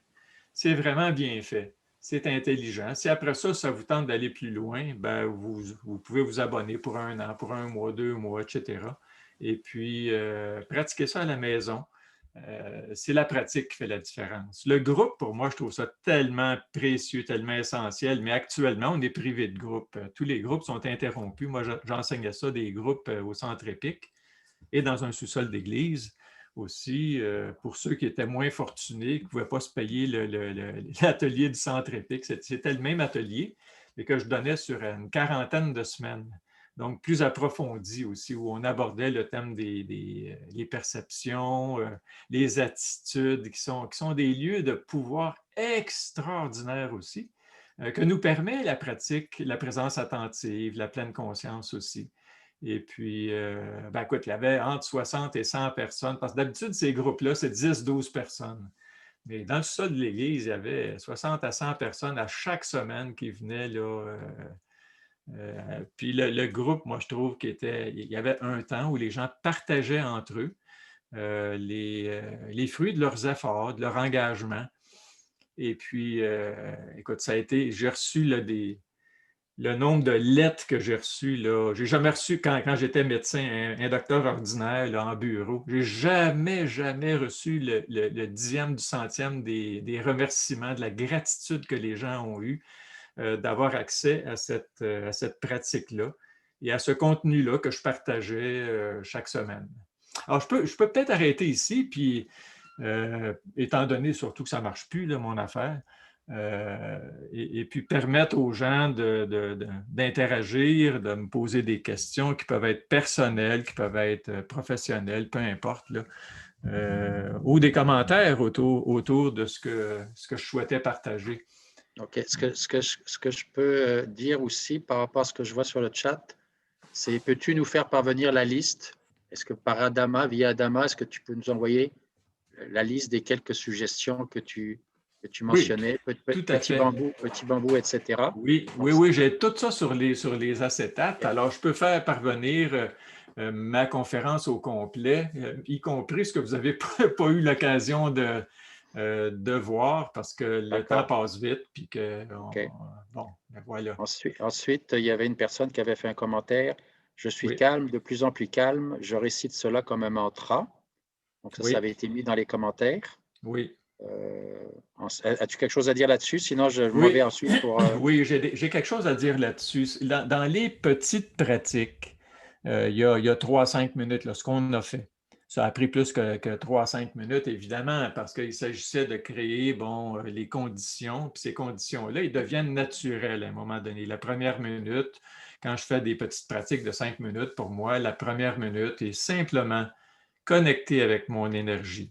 Réaliser si je suis fatigué, irritable, ou si je suis bien, si je suis calme, détendu, paisible. Et donc, prendre note, après ça, les 3 minutes, et puis après ça, où on répète la séquence. Pour moi, c'est toujours j'inspire 1, j'expire 1. Puis quand on fait ça, on active notre système nerveux parasympathique, c'est-à-dire le côté qui calme, le contraire du sympathique qui, lui, on carbure à l'adrénaline dans notre monde. Hein? C'est comme on est agité, on court après des objectifs. Puis je ne dis pas que c'est mal d'avoir un accélérateur, mais ça prend aussi un frein. Puis le frein, c'est ces pratiques-là qui peuvent Et on est en train d'entraîner notre système nerveux autonome à s'activer quasiment à demande. À telle enseigne que si je vais chez Costco, par exemple, et que je suis dans une file d'attente, moi, au lieu de perdre mon temps, ce que je fais, c'est que je porte mon attention sur mon souffle, puis je mets un demi-sourire sur les lèvres, puis je répète la séquence suivante. J'inspire, je me calme, j'expire, je souris.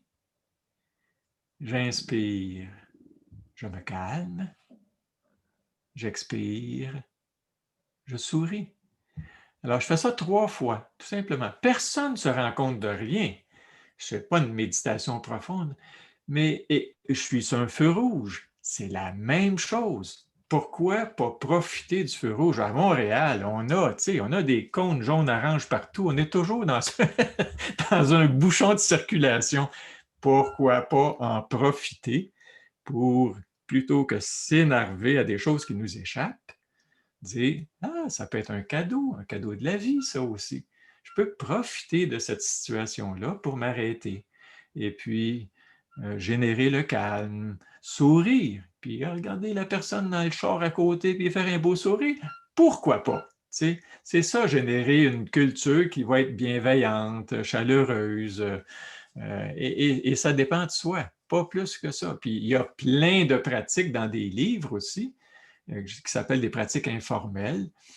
Je vais vous donner une référence aussi. C'est un médecin qui a écrit ce livre-là. C'est 52 pratiques pour... t'en prends une par semaine.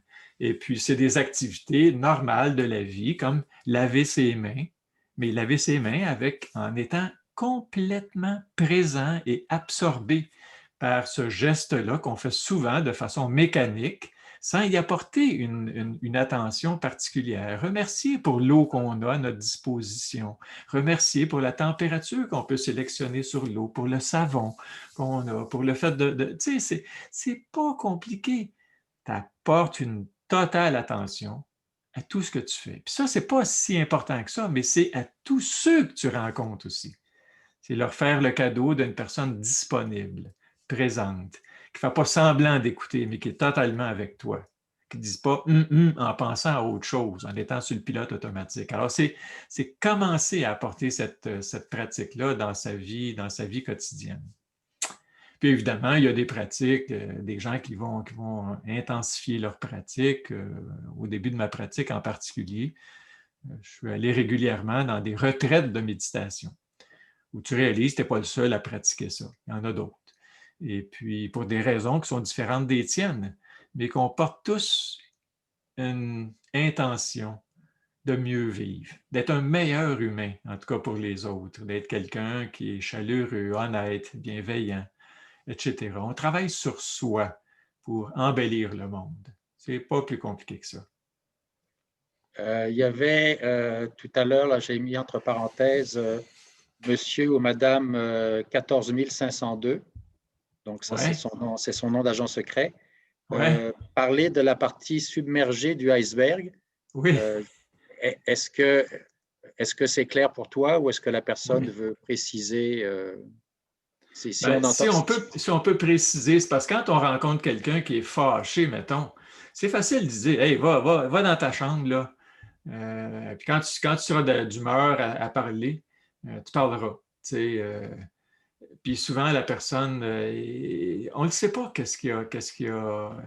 Thich Nhat Hanh, il y avait un écrit que j'avais mis sur mon bureau là, quand je pratiquais la médecine traditionnelle. C'était « Écoute bien pour mieux comprendre ». Puis il ne disait pas « Écoute bien, tu vas comprendre. Je t'ai compris. » Non, l'autre est un mystère. On ne pourra jamais le saisir parfaitement. Mais on peut faire l'effort de comprendre, de tout mettre en œuvre pour comprendre ce que l'autre est en train d'essayer de nous transmettre. Puis moi, je suis docteur. C'est pas drôle d'être docteur pour une femme. Là, je suis un problem solver. Là, je règle des problèmes. Hein, c'est ça mon apprentissage. Ah, des fois, ma femme avait besoin de partager quelque chose avec moi. Et puis, je me mettais sur le problem solving. J'arrivais avec mes solutions de docteur, là, mes solutions de grand sage. Pas de ça qu'elle avait besoin. Là. C'est juste que je ferme ma boîte et que j'ouvre mes grandes oreilles. Puis que je sois présent à ce qu'elle est en train d'essayer de me partager. Alors, mais quand elle a été capable de me préciser ça, ça m'a soulagé. Mais il a fallu qu'elle prenne le risque de me dire « Ah ben, c'est pas de ça que j'ai besoin, là. C'est pas de tes conseils que j'ai besoin. Je suis une grande fille, je suis capable de réfléchir. J'ai besoin de parler à quelqu'un, j'ai besoin de ventiler, j'ai besoin d'aérer mes affaires, là, tu sais. » Alors, c'est ça, justement, d'aller au-delà de ce qui est immédiatement apparent, ça demande une disponibilité. Ça demande un cœur ouvert, un esprit calme. Et ça va permettre que la personne se livre et se délivre aussi. Se délivre des fois d'un fardeau qu'elle a, qu'elle porte, et puis dont personne est conscient.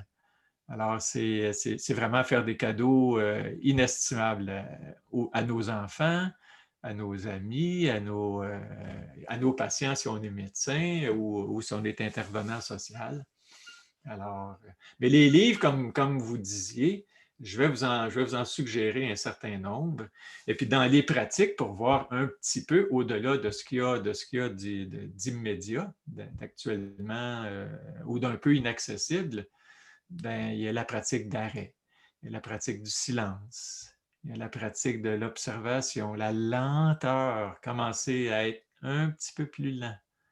La pratique de l'écriture, quand on écrit, il n'y a personne pour nous juger. Le papier, ça ne nous juge pas. Ça fait du bien d'exprimer des choses. Des fois, ça clarifie ce qui est difficile à transmettre par la parole des fois. Et puis, ça facilite peut-être l'expression verbale s'il y a quelqu'un qui est disponible pour nous écouter aussi. La pratique de l'écoute profonde, les rencontres, les lectures sont tous des moyens d'aller voir qu'est-ce qu'il y a au-delà du signal, au-delà du symptôme, au-delà du malaise, au-delà du comportement.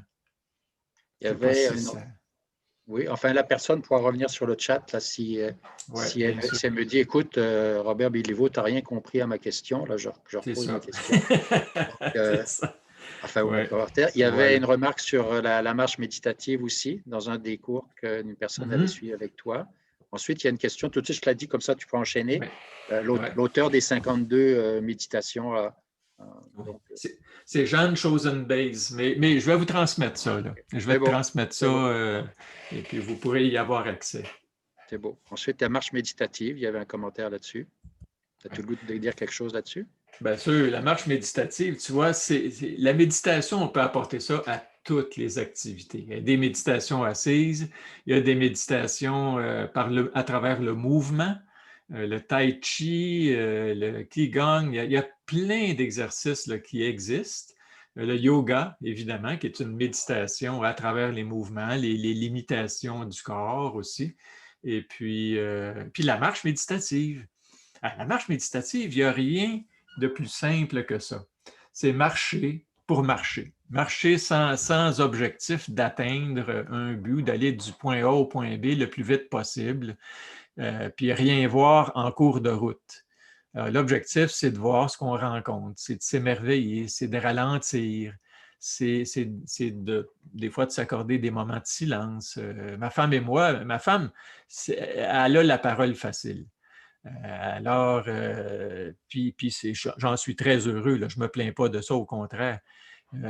Mais des fois, on s'en va prendre une marche tous les deux dans le bois ou au jardin botanique, dans un boisé. Puis régulièrement, on se donne les 10 ou les 15 premières minutes, on va faire ça en silence. En silence.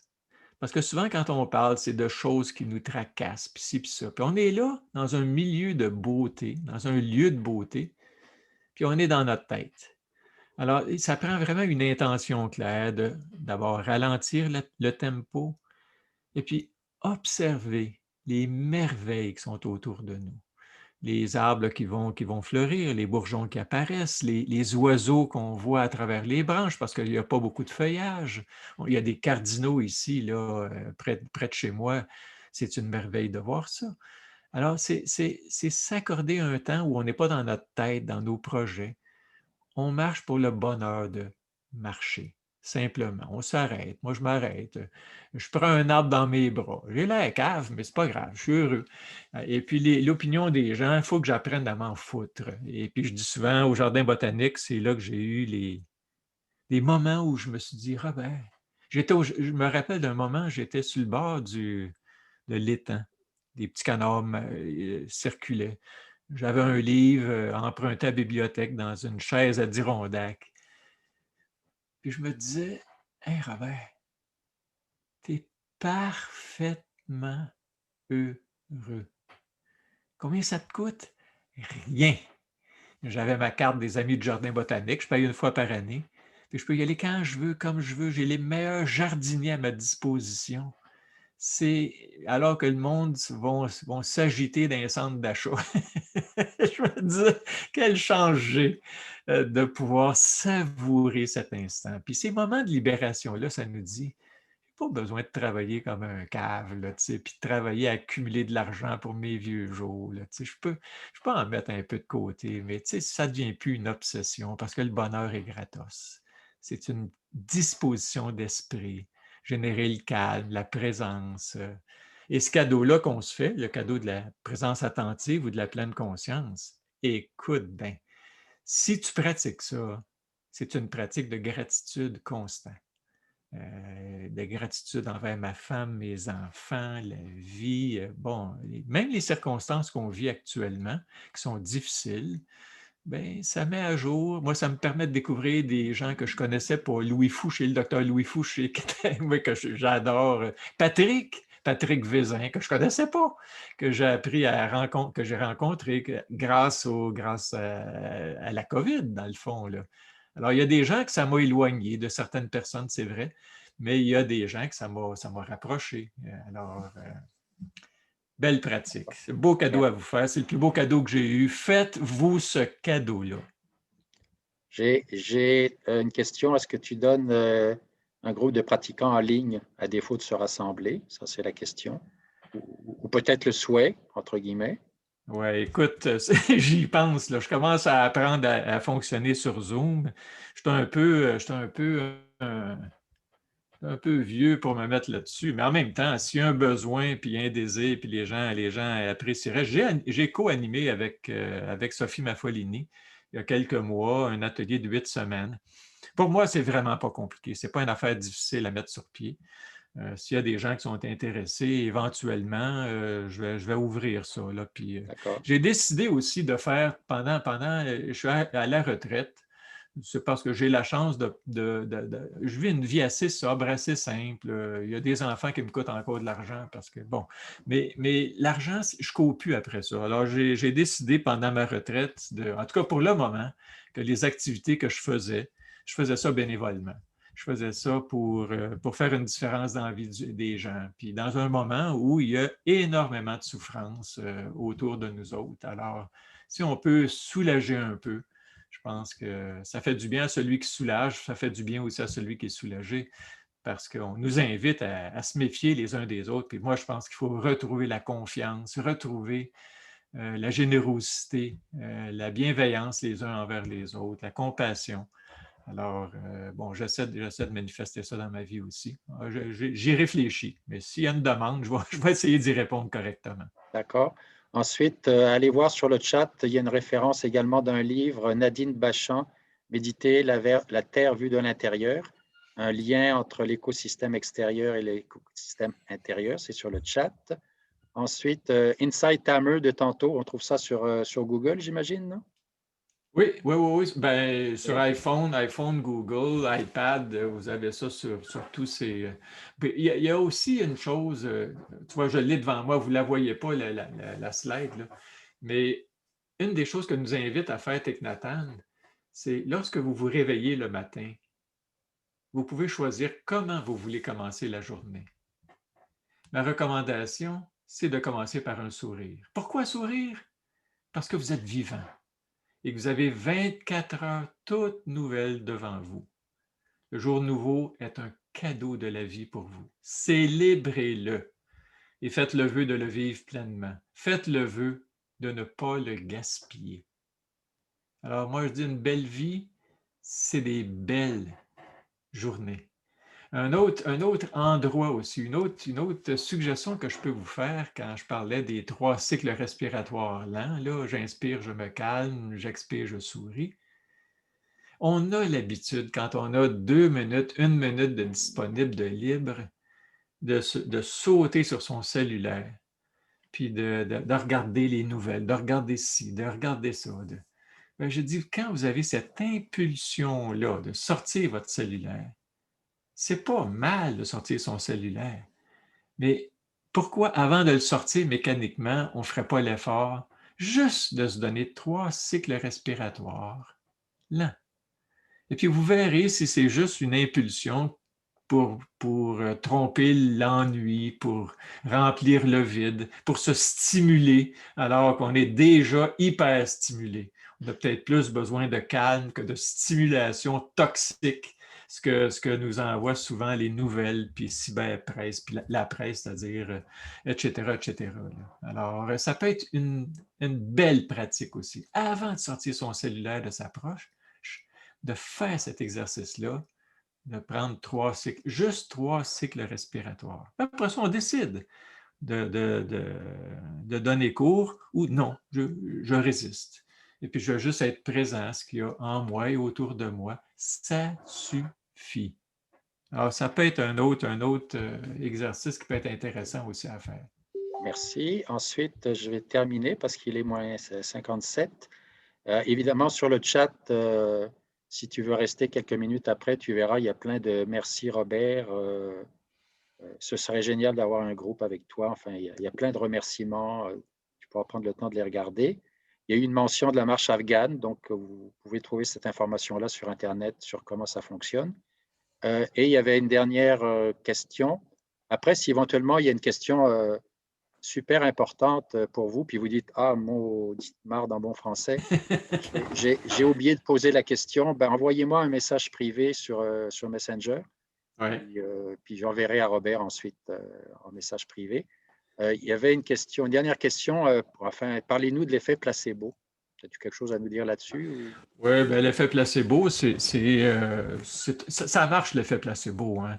C'est en particulier dans les troubles dits de santé mentale, les gens qui sont sous dépression.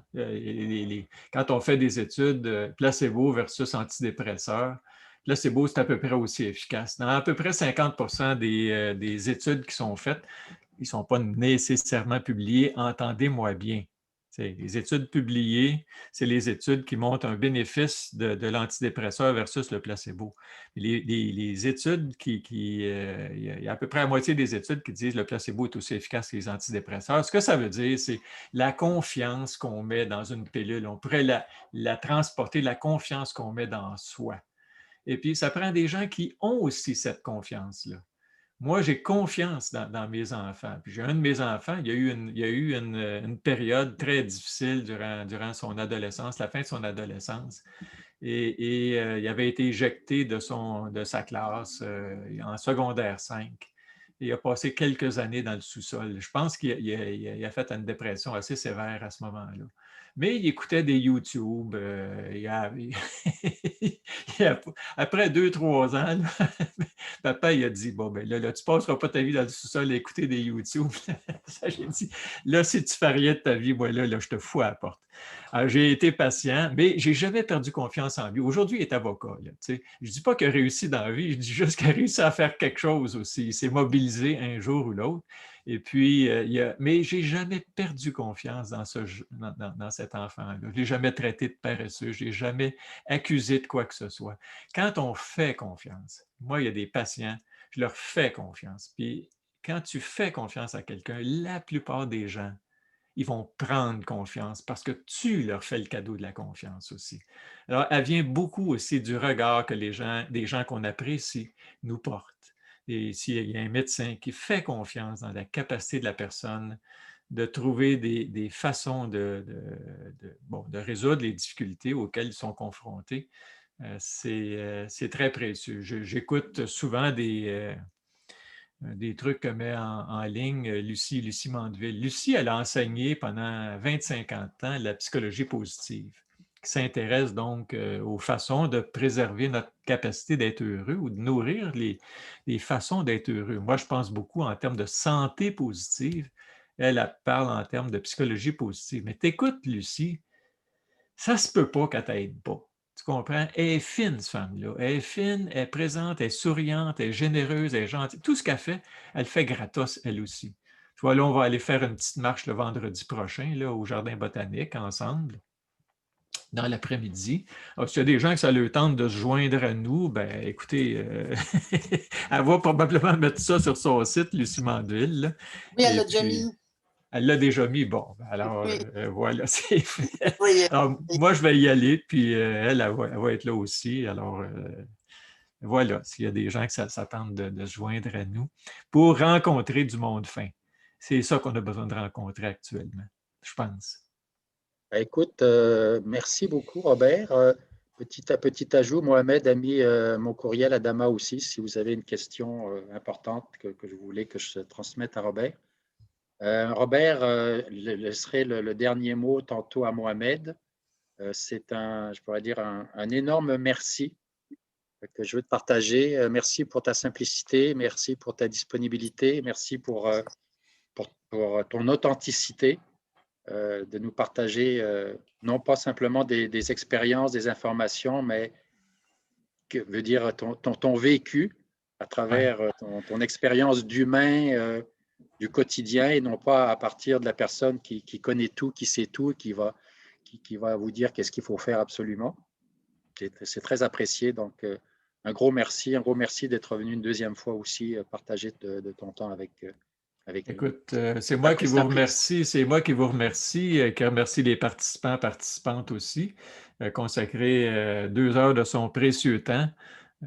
C'est un cadeau que vous me faites. Et puis, je tiens à dire aussi merci, là, vous ne la voyez pas, vous ne l'avez pas vue. Vous l'avez peut-être entendu un peu, là, Chantal, ma conjointe des 30 dernières années, qui est une femme d'une générosité extraordinaire, je ne serais pas le 10e du centième de ce que j'ai réussi à développer grâce à sa présence. Alors, quand vous me dites merci, là, sachez que c'est à elle aussi que vous dites merci, à mes enfants, à tous ceux qui m'ont enseigné, tous les auteurs que j'ai lus aussi, qui m'ont enrichi.